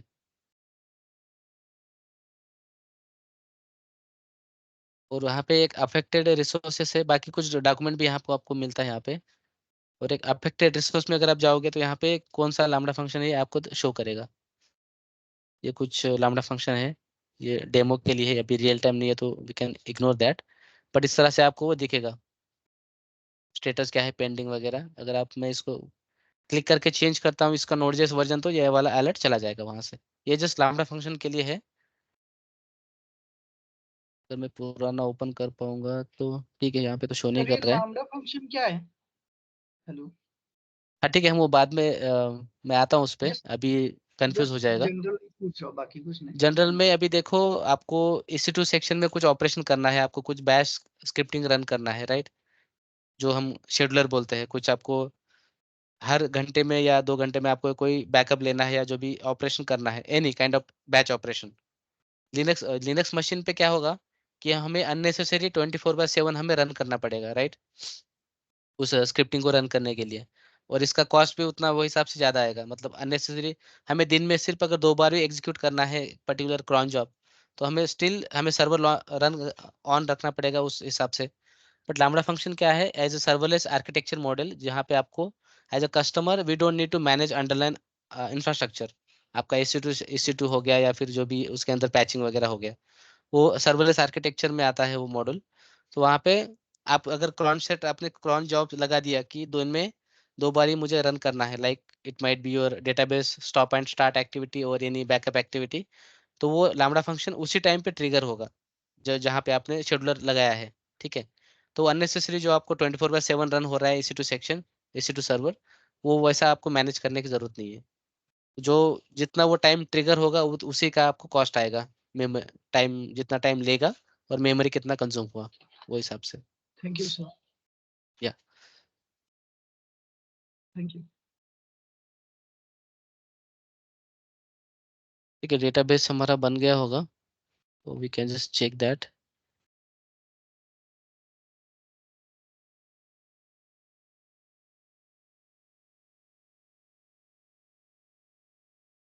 ओके, इवेंट लॉग में ये सारा डिटेल्स है जो पुराने नोटिफिकेशन आए हैं। कोई डेटाबेस रिलेटेड है क्या, मैं देखता हूँ यहाँ पे ताकि आपको क्लियर हो जाए।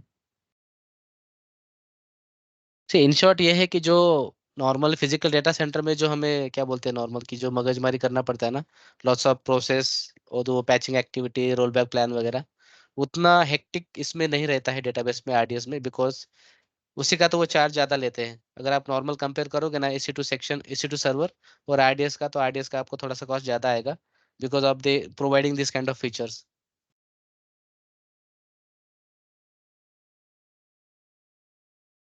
सो इस अब इसमें देख सकते हो कि डिफरेंट डिफरेंट टाइप के नोटिफिकेशन आते हैं। इसमें कोई अफेक्टेड रिसोर्स है आपके अकाउंट में, तो वो आपको अफेक्टेड रिसोर्स सेक्शन में आएगा, और आपको एक्शन आइटम क्या लेना है वो इधर इस सेक्शन में आएगा, रिकमेंडेड और जो भी डिस्क्रिप्शन है। ओके, मतलब कोई सर्वर पे कोई पर्टिकुलर पैकेज और कुछ अपडेट का होगा तो उससे रिलेटेड वहां पे लिखेगा। हाँ, ये बेल आइकॉन आपको मॉनिटर करना पड़ेगा, ये वाला, क्योंकि जो इसमें जो एडमिन ईमेल कॉन्फ़िगर होता है वो तो हमारे पास, हमारा नहीं होता है, किसी और का होता है जो भी अकाउंट ओनर है। तो बेटर कि ये बेल आइकॉन पे थोड़ा सा ध्यान रखे कि यहाँ पे कुछ ओपन इश्यूज वगैरह आए हैं क्या, ठीक है। तो यहाँ पे हमें पता चल जाएगा कुछ नया चेंजेस है क्या AWS साइड से। ओके ओके, उसके साथ अपने को ये भी पता चलेगा कि वो कौन से सर्वर पे मतलब चेंज हाँ करना पड़ेगा। हाँ जैसे अभी हाँ। रियल टाइम एनवायरनमेंट में तो बहुत सारे सर्वर्स रहेंगे, तो आइडेंटिफाई यस। करना थोड़ा हेक्टिक रहेगा यस मैन्युअली। यस, तो आपको ये अफेक्टेड रिसोर्स में आपको दिख जाएगा। ओके, तो let's see in the database बन गया होगा ऑलमोस्ट।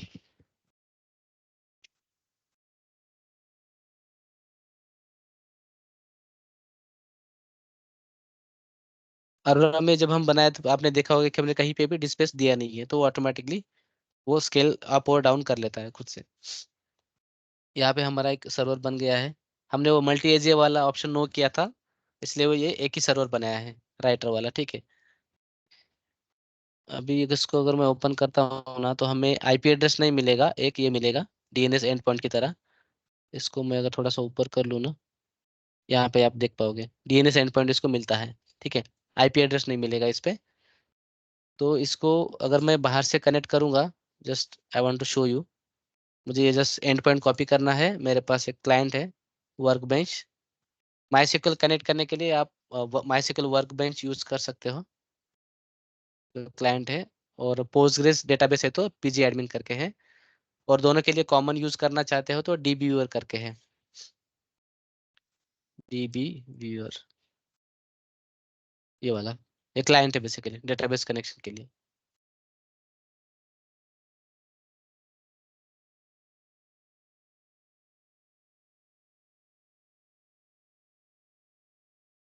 अच्छा, ओपन नहीं हुआ क्या? अच्छा, ठीक है। यहाँ पे देखिए, यहाँ पे आपको प्लस क्लाइंट इस तरह का दिखता है वो। यहाँ पे MySQL कनेक्शन आपको यहाँ प्लस पे क्लिक करना पड़ेगा। यहाँ पे आप नाम देख सकते हो, दे सकते हो कोई भी, demo RDS something. And point में आपको जो यहाँ होस्ट नेम है, यहाँ पे इसकी जगह पे वो एंड पॉइंट जो मैंने कॉपी किया वो यहाँ पे देना है। पोर्ट नंबर वही रहेगा 3306। यूजर नेम की जगह पे रूट नहीं, हमने क्या रखा था, एडमिन रखा था, इफ यू रिमेम्बर। पासवर्ड में यहाँ पे आप पासवर्ड डाल सकते हो जो हमने लॉन्च किया था उस टाइम पे, जो मैंने पासवर्ड दिया था, और जस्ट सेव कीजिए। मैं इसको just I am just trying to test connection. Test connection तो हो नहीं पाएगा क्योंकि हमने उसको प्राइवेट सबनेट में रखा है और पब्लिक एक्सेस दूसरा नो करके रखा है। Okay, just I want to show you how it give the error. यहाँ पे वो फेल कर रहा है। अगर कनेक्शन वगैरह प्रॉपर होता तो इमिडिएटली वो ओपन हो जाता।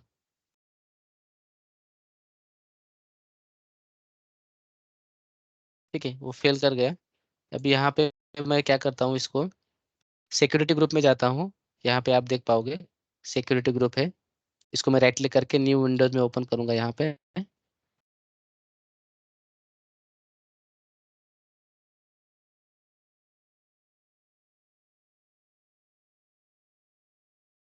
इसके इनबाउंड रूल में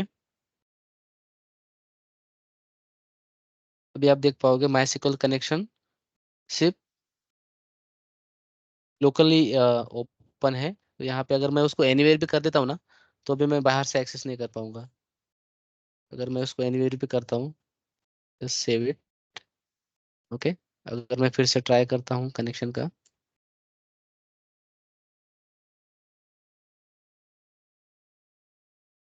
बाहर से क्यों कनेक्ट नहीं हो पाएगा? Can anyone please tell me?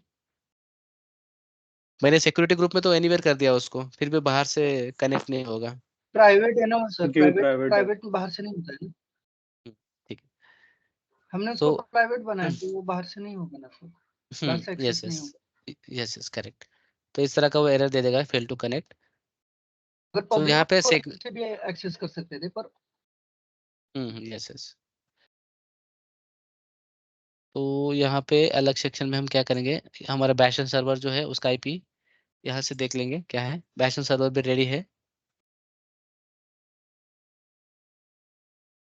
Private IP address यहाँ पे आप देख पाओगे, हमने यही वाला दिया था, याद है क्या? 0.10 वाला जब हम लॉन्च किया था हमने बैशन सर्वर, तो एडवांस ऑप्शन में जाके हमने ये वाला आईपी एड्रेस दिया था। तो इस तरह से आप, अगर कोई क्वेश्चन पूछता है कि how to give the fix private IP address, तो इस तरह से आप बता सकते हो कि नेटवर्क में एडवांस ऑप्शन में वो ऑप्शंस है एडवांस फिक्स आईपी एड्रेस देने का।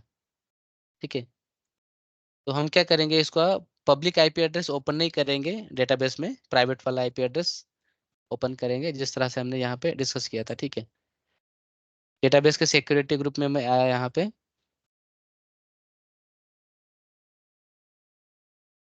फिर से वापस आता हूँ मैं, देखिए डेटाबेस में सिक्योरिटी ग्रुप, इसको राइट क्लिक करके ओपन करता हूँ। इनबाउंड रूल में देना है। ओके,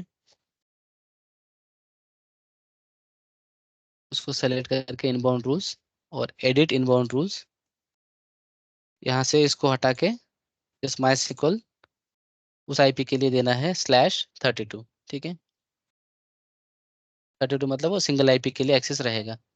अगर कुछ आपको एडिशनली कमेंट डालना है तो आप यहाँ पे दे सकते हो, लाइक ऐसे रियल टाइम में नहीं, क्या जैसे आपको याद रहे कि ये किस सर्वर का आईपी एड्रेस है, बैशन EC2, इस तरह से आप दे सकते हो। जस्ट सेव कर लीजिए। अभी हम क्या करेंगे, यहाँ पे बैशन सर्वर पे पहले कनेक्ट करेंगे RDP लेके, क्योंकि ये विंडोज सर्वर है ना। तो यहाँ से पहले, उसके पहले हमें क्या करना पड़ेगा, सिक्योरिटी, हमारे पास पासवर्ड तो नहीं है सर्वर को कनेक्ट करने का। User name we know, administrator जो बाय डिफॉल्ट यूजर नेम होता है। How to get the passwords, जो इस सेक्शन में हमने देखा था, देखो याद है किसी को? लिनक्स का तो बाय डिफॉल्ट जो की पेयर होता है हमने प्राइवेट की जनरेट किया, उससे हम पुट्टी से लॉगिन कर पाएंगे। बट विंडोज का कैसे करना है, किसी को याद है क्या? EC2 के टाइम पे देखा था हमने। .pem फाइल जनरेट कर। हाँ वो ठीक है, बट पासवर्ड कैसे रिट्राइव करना है?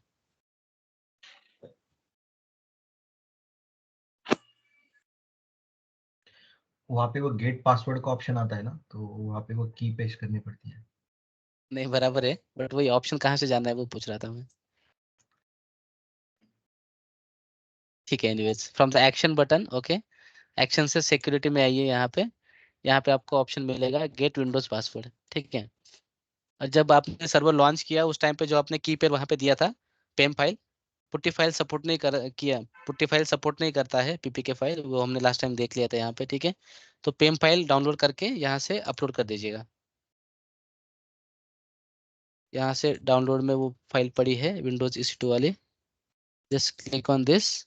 यहाँ पे आपको ये पास ये आ जाएगा की का कंटेंट, जस्ट यहाँ पे आपको डिक्रिप्ट पासवर्ड करना है। ठीक है, ये आपको पासवर्ड डिक्रिप्ट हो जाएगा। अभी कनेक्ट कैसे करना है इसको, पहले क्या करते हैं, इसको EC2 सेक्शन में जाते हैं, सर्वर का आईपी एड्रेस कॉपी कर लेते हैं, बैशन सर्वर का।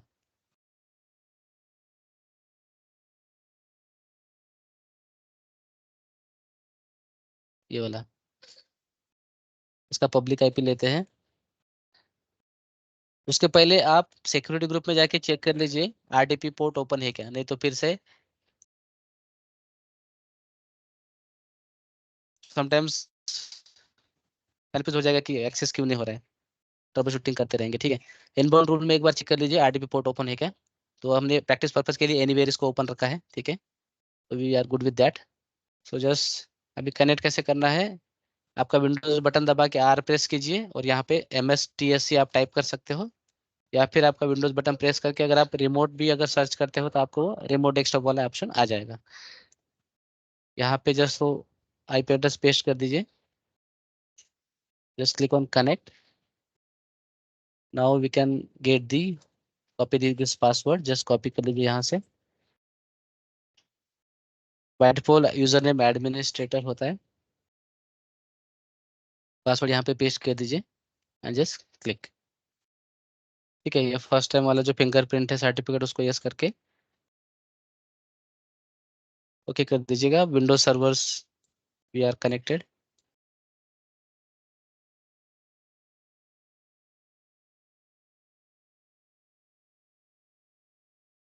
यहाँ से हमें फिर से वो माइस्क्ल वर्कबेंच वाला स्टफ इंस्टॉल करना पड़ेगा, या फिर आप टेलनेट भी कर सकते हो। किसी ने यूज किया है क्या टेलनेट इसके पहले, पोर्ट ओपन है कि नहीं चेक करने के लिए? लिनक्स में ये क्वेश्चन आ सकता है कि how you can check the port open और नॉट पर्टिकुलरली। तो टेलनेट से आप वो देख सकते हो कनेक्ट करके। टेलनेट स्पेस आईपी एड्रेस और जो भी पोर्ट है उसको आप पिंग करोगे ना, तो वो कनेक्ट ओपन रहेगा उस ट्रैफिक के लिए, तो वो कनेक्टेड हो जाएगा, नहीं तो एरर दे देगा वहाँ पे। किसी ने ट्राई किया है कभी? Yes. ओके, उससे पहले टेलनेट का सर्विस भी चेक कर लेना, टेलनेट का सर्विस अप है या नहीं है। बाय डिफॉल्ट टेलनेट का सर्विस डिसेबल रहता है। हाँ वो विंडोज में फीचर में जाके ऑन करना पड़ेगा वो। हाँ, यहाँ पे मुझे एक डाउट है कि जो अपन ने प्राइवेट आईपी दिया है, जो जंप की बैशेल सर्वर है, तो वो अपन ने पहले तो वो एनीवेयर था ना, उसमें अभी स्पेसिफिकली उसको प्राइवेट आईपी असाइन किया। वो क्यों किया पहले? ये डेटाबेस सिक्योरिटी ग्रुप में बोल रहे हो आप? हाँ। हाँ, तो यहाँ पे क्या होगा वो भी ठीक है, thank you for the question. तो यहाँ पे पहले एनीवेयर था, तो मैंने जस्ट आपको दिखाने के लिए किया कि यहाँ पे लोकल से अगर हम एनीवेयर करते हैं सिक्योरिटी ग्रुप से, फिर भी हम बाहर से कनेक्ट नहीं कर पाएंगे क्योंकि डेटाबेस प्राइवेट सबनेट में है। ठीक है, और दूसरा हमने वो जब डेटाबेस बनाया तब वो पब्लिक एक्सेस नो करके वहाँ पे रखा था ऑप्शन, दोनों चीज। दूसरा यहाँ पे सिक्योरिटी ग्रुप इनबाउंड रूल मैंने वो एनीवेयर निकाल के पर्टिकुलरली बैशन सर्वर का ही मैंने आईपी एड्रेस दिया, राइट। तो रियल टाइम में क्या होता है, लेट्स से अभी ये बैशन सर्वर है, बट इसके जैसे और भी सर्वर हो सकते हैं आपके प्रोजेक्ट में, जो कि नॉर्मल एप्लीकेशन सर्वर होगा या फिर किसी और कोई सर्वर होगा। तो अगर मैं उसको एनीवेयर रखता हूँ सिक्योरिटी ग्रुप में, तो क्या होगा, जिस बंदे के पास क्रेडेंशियल रहेगा वो दूसरे सर्वर पे भी वीपीसी के अंदर वो लॉगिन कर पाएगा दूसरे सर्वर से। इसलिए मैंने सिर्फ बैशन सर्वर का आईपी एड्रेस दिया, ना कि किसी और सर्वर का आईपी एड्रेस। अगर आप मैं और एक सर्वर लॉन्च कर अगर मैं लेट्स से और एक सर्वर लॉन्च करता हूँ यहाँ पे, और मैंने डेटाबेस सिक्योरिटी ग्रुप में उसको एनीवेयर रखा, ठीक है। पहला पॉइंट तो सिक्योरिटी कंप्लायंस वाइज एनीवेयर होना ही नहीं चाहिए।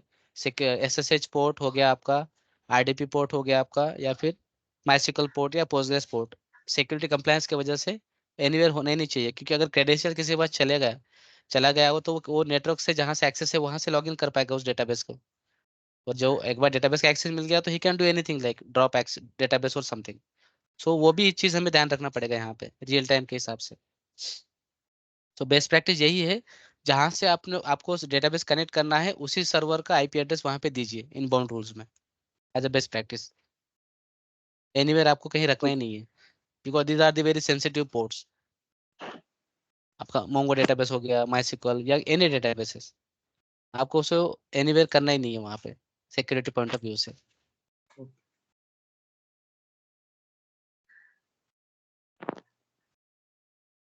तो हम कहाँ पे थे, यहाँ पे हो गया कि एक्सेस, यस। तो अभी हम क्या करते हैं, इसको एक MySQL वर्कबेंच इंस्टॉल कर लेते हैं इस सर्वर पे।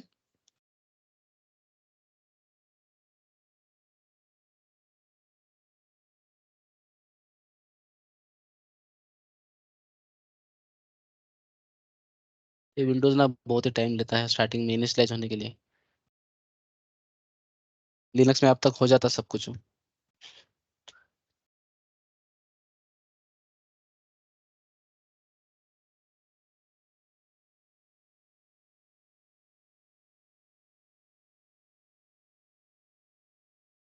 सो बेसिकली आप किसके ऊपर काम करते हो, लिनक्स के ऊपर या विंडोज के ऊपर? What do you prefer?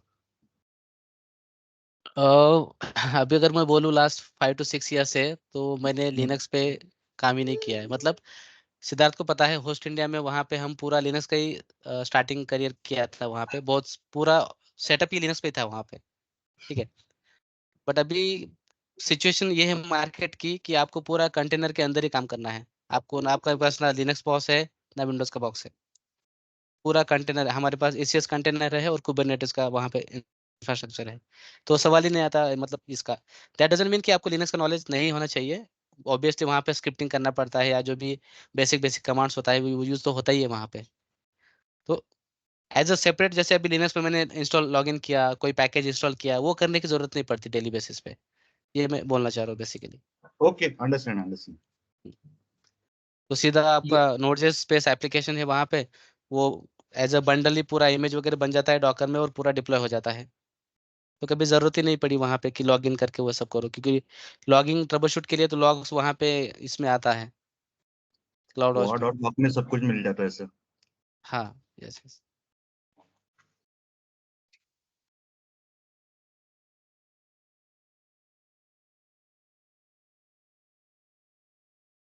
यहाँ पे उसको इंस्टॉल कर लेते हैं।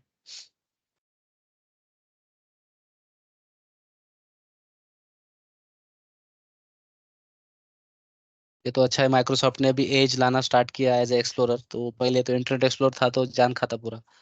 वो सेटिंग्स में जाके वो डाउनलोड नहीं कर, बाय डिफॉल्ट डाउनलोड बंद रहता है ना उनका, वो सब एनेबल करना पड़ता था।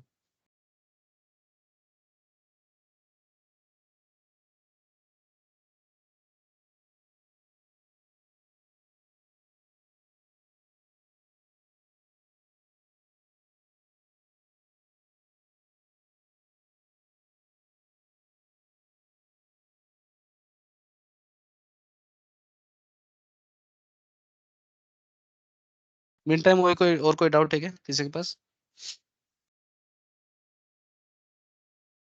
VPC सेक्शन में, या फिर ये जो सर्वर हमने बनाया, बैश सर्वर और डेटाबेस।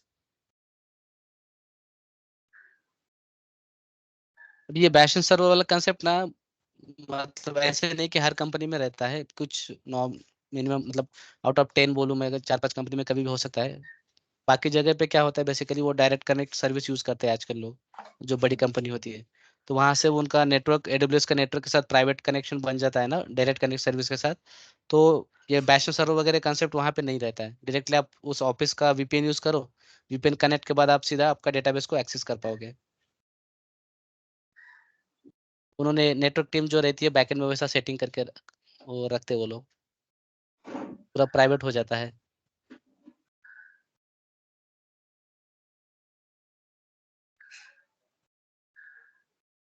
और ये विंडोज सर्वर मतलब अपन यूज किया एज अ जेम, सो उसके अलावा अपन as a Linux gem server use करके भी कनेक्ट कर सकते हैं कि हाँ हाँ कैसा हाँ, होता है? Yes yes yes.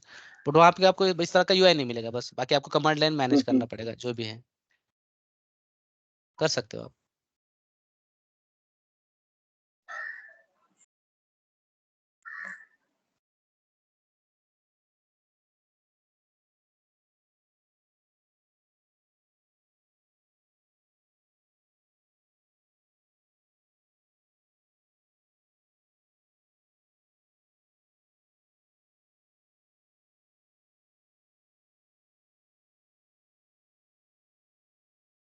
डेटाबेस वगैरह एडमिन लेवल पे किसी को आता है क्या? एडमिन मतलब जस्ट इंस्टॉलेशन और user management, database creation, permission या रिप्लिकेशन वगैरह, ऐसा किसी ने काम किया है वैसा?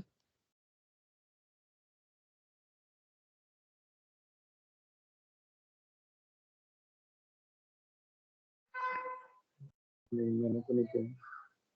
ओके, जस्ट ऐसे पूछ रहा हूँ, बाकी कोई जरूरत नहीं है।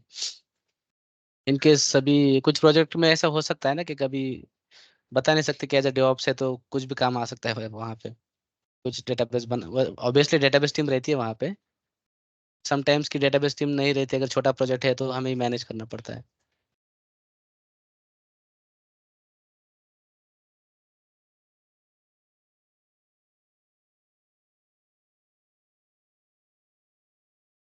तो यहाँ पे हम क्या करेंगे, एंड पॉइंट फिर से मैं कॉपी कर लेता हूँ, डेटाबेस एंड पॉइंट, ठीक है। और just go to that bastion server, workbench open करता हूँ यहाँ से।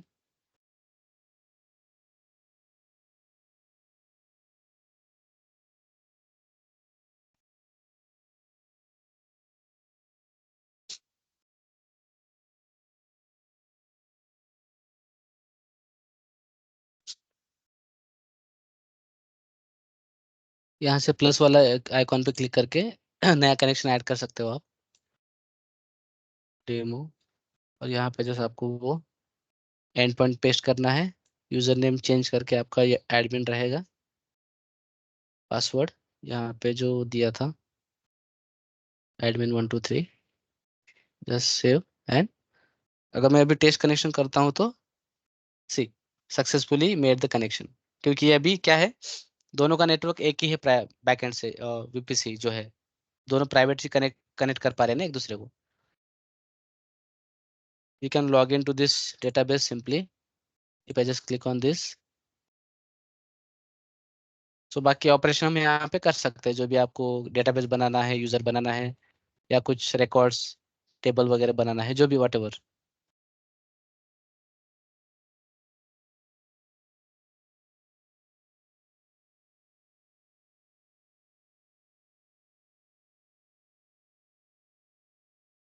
सी हमने जब सर्वर लॉन्च किया था डेटाबेस का, वहाँ पे हमने जस्ट डिफॉल्ट नाम दिया था, राइट, डेमो डीबी का, तो वो भी आ गया। अगर आपको नया डेटाबेस क्रिएट करना है तो आप कर सकते हो, लाइक क्रिएट डेटाबेस, वो डेटाबेस का नाम लाइक डेवऑप्स डीबी, ऐसा कुछ।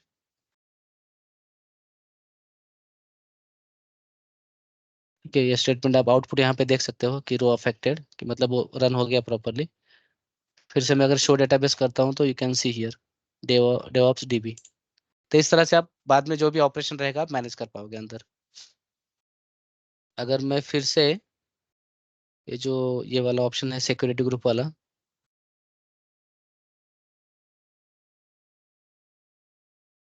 सिक्योरिटी डेटाबेस सिक्योरिटी ग्रुप में फिर से मैं जाता हूँ वापस, and I will remove that connection in bound rules।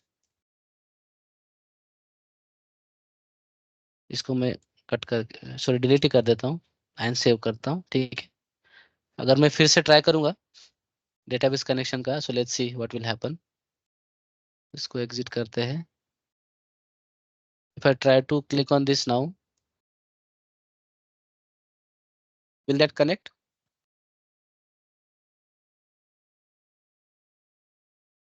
दोनों प्राइवेट, मैं अभी बैशन सर्वर में ही हूँ और प्राइवेटली कनेक्ट करने का ट्राई कर रहा हूँ, but still it's not possible because security group में मैंने वो वहां से हटा दिया है। सो ये एडिशनल लेयर ऑफ सिक्योरिटी है एडब्ल्यूएस साइड से, कि आप एक मतलब एडिशनल लेयर से आप कंट्रोल कर पाओगे।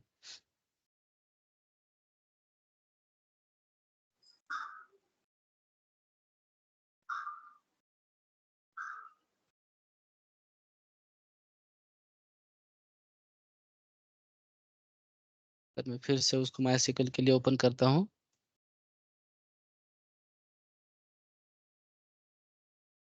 सर्वर का IP address, private IP address है, प्राइवेट नहीं, सॉरी पब्लिक नहीं। फिर से एंट्री कर देता हूँ उसका। इफ आई डू अगेन, अभी हो जाना चाहिए।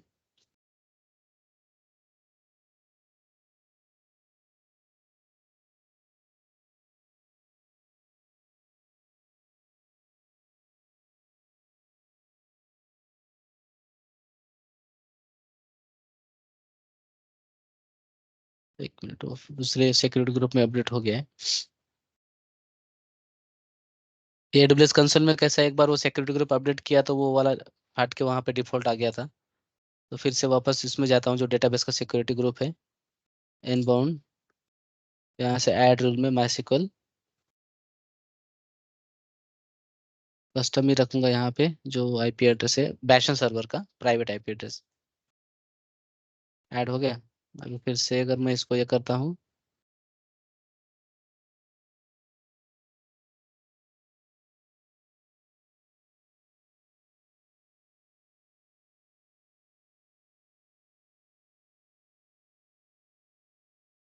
सी सो इस तरह से आप डेटाबेस कनेक्शन मैनेज कर सकते हो सिक्योरिटी पॉइंट ऑफ व्यू से।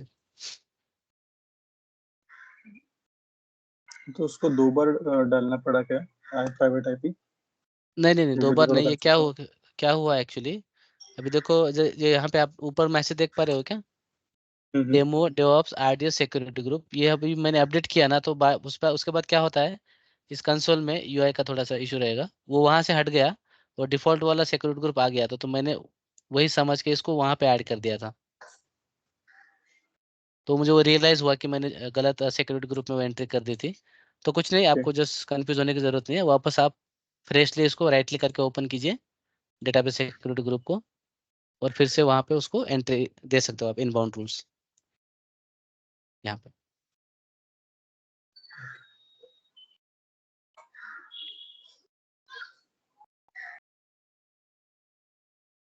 I think that's all for the today's session. So अगर किसी को कुछ डाउट है तो यू कैन आस्क। बाकी जो सेटिंग्स है लाइक VPC के अंदर जो नैकल वगैरह, क्योंकि ये क्वेश्चन आता है इंटरव्यू में, वो भी हम कल के सेक्शन में कवर कर लेंगे। VPC थोड़ा इम्पोर्टेंट रहेगा, आप VPC का प्रैक्टिकल ऑन द टाइम कर लीजिए। अगर ये किसी से नहीं होता है तो वो उसको फिर से एक बार देख लेंगे, ठीक है, क्योंकि ये एटलीस्ट सबको आना जरूरी है VPC वाला पार्ट तो, क्योंकि आपका नेटवर्क ही नहीं रहेगा तो फिर वो बाकी रिसोर्स आप कैसे सिक्योरली डिजाइन कर पाओगे, डेटाबेस और सबनेट वगैरह जो भी है, EC2 सर्वर्स।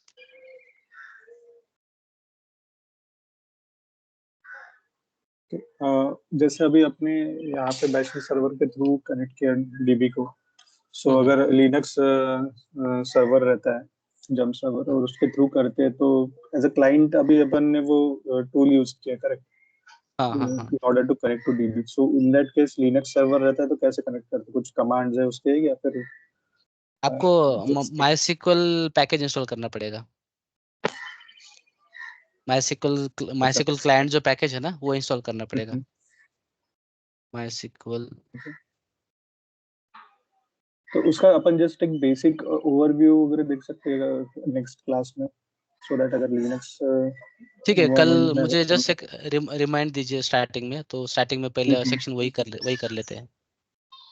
राइट राइट, मतलब जैसे अपन कैसे कनेक्ट कर सकते हैं लिनक्स जम सर्वर ठीक से भी डीबी को। है, यस यस।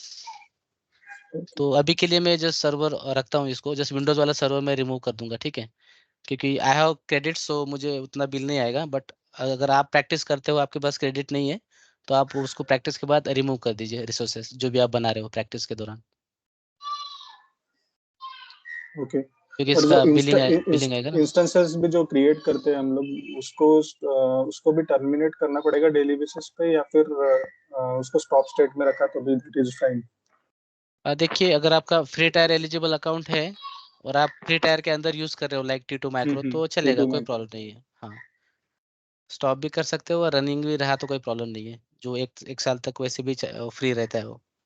ओके। हम्म, तो अगर उससे बाकी इसके, हाँ हाँ, या इसके अलावा जैसे अभी आज आपने ये बताया वीपीसी हो गया, या फिर डीबी को कनेक्ट किया, या फिर लोड बैलेंसर हमने कॉन्फ़िगर किया था, तो वो सब रिमूव कर देना। हाँ प्रैक्टिस हो गया तो रिमूव कर देना, कोई प्रॉब्लम नहीं है।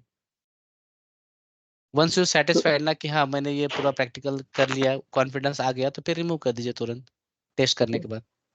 उसका चार्ज होता है अगर उसको रिमूव नहीं किया तो? वो IP एड्रेस ये वो चार्ज लगेगा ना एडिशनली, तो वो रिमूव करना ही बेटर रहेगा।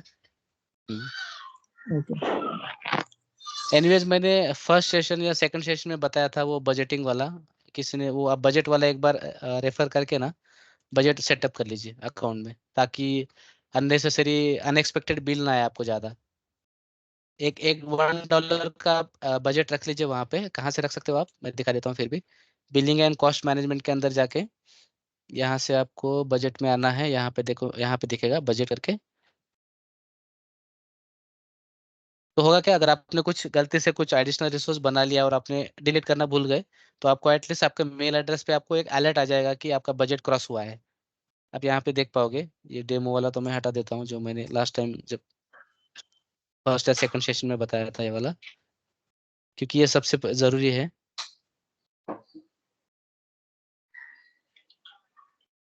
ये मैंने $2 का बजट रखा था। अगर $2 क्रॉस होता है इन केस मेरे अकाउंट में मंथली, तो मुझे ऑटोमेटिकली मेरे एड्रेस पे, ईमेल एड्रेस पे मुझे मेल आ जाएगा कि आपका बिल क्रॉस हुआ है। तो एटलीस्ट यू कैन अवेयर कि हाँ कुछ तो गड़बड़ हुआ है। तो आप लॉग इन करके फिर जो डिलीट रिसोर्स आप भूल गए थे उसको आप डिलीट कर पाए वहां से। Okay.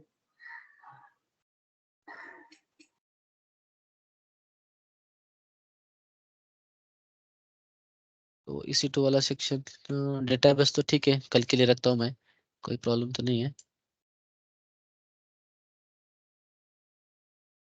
इसको स्टॉप नहीं कर सकते हम, इधर रिबूट और डिलीट ही ऑप्शन है।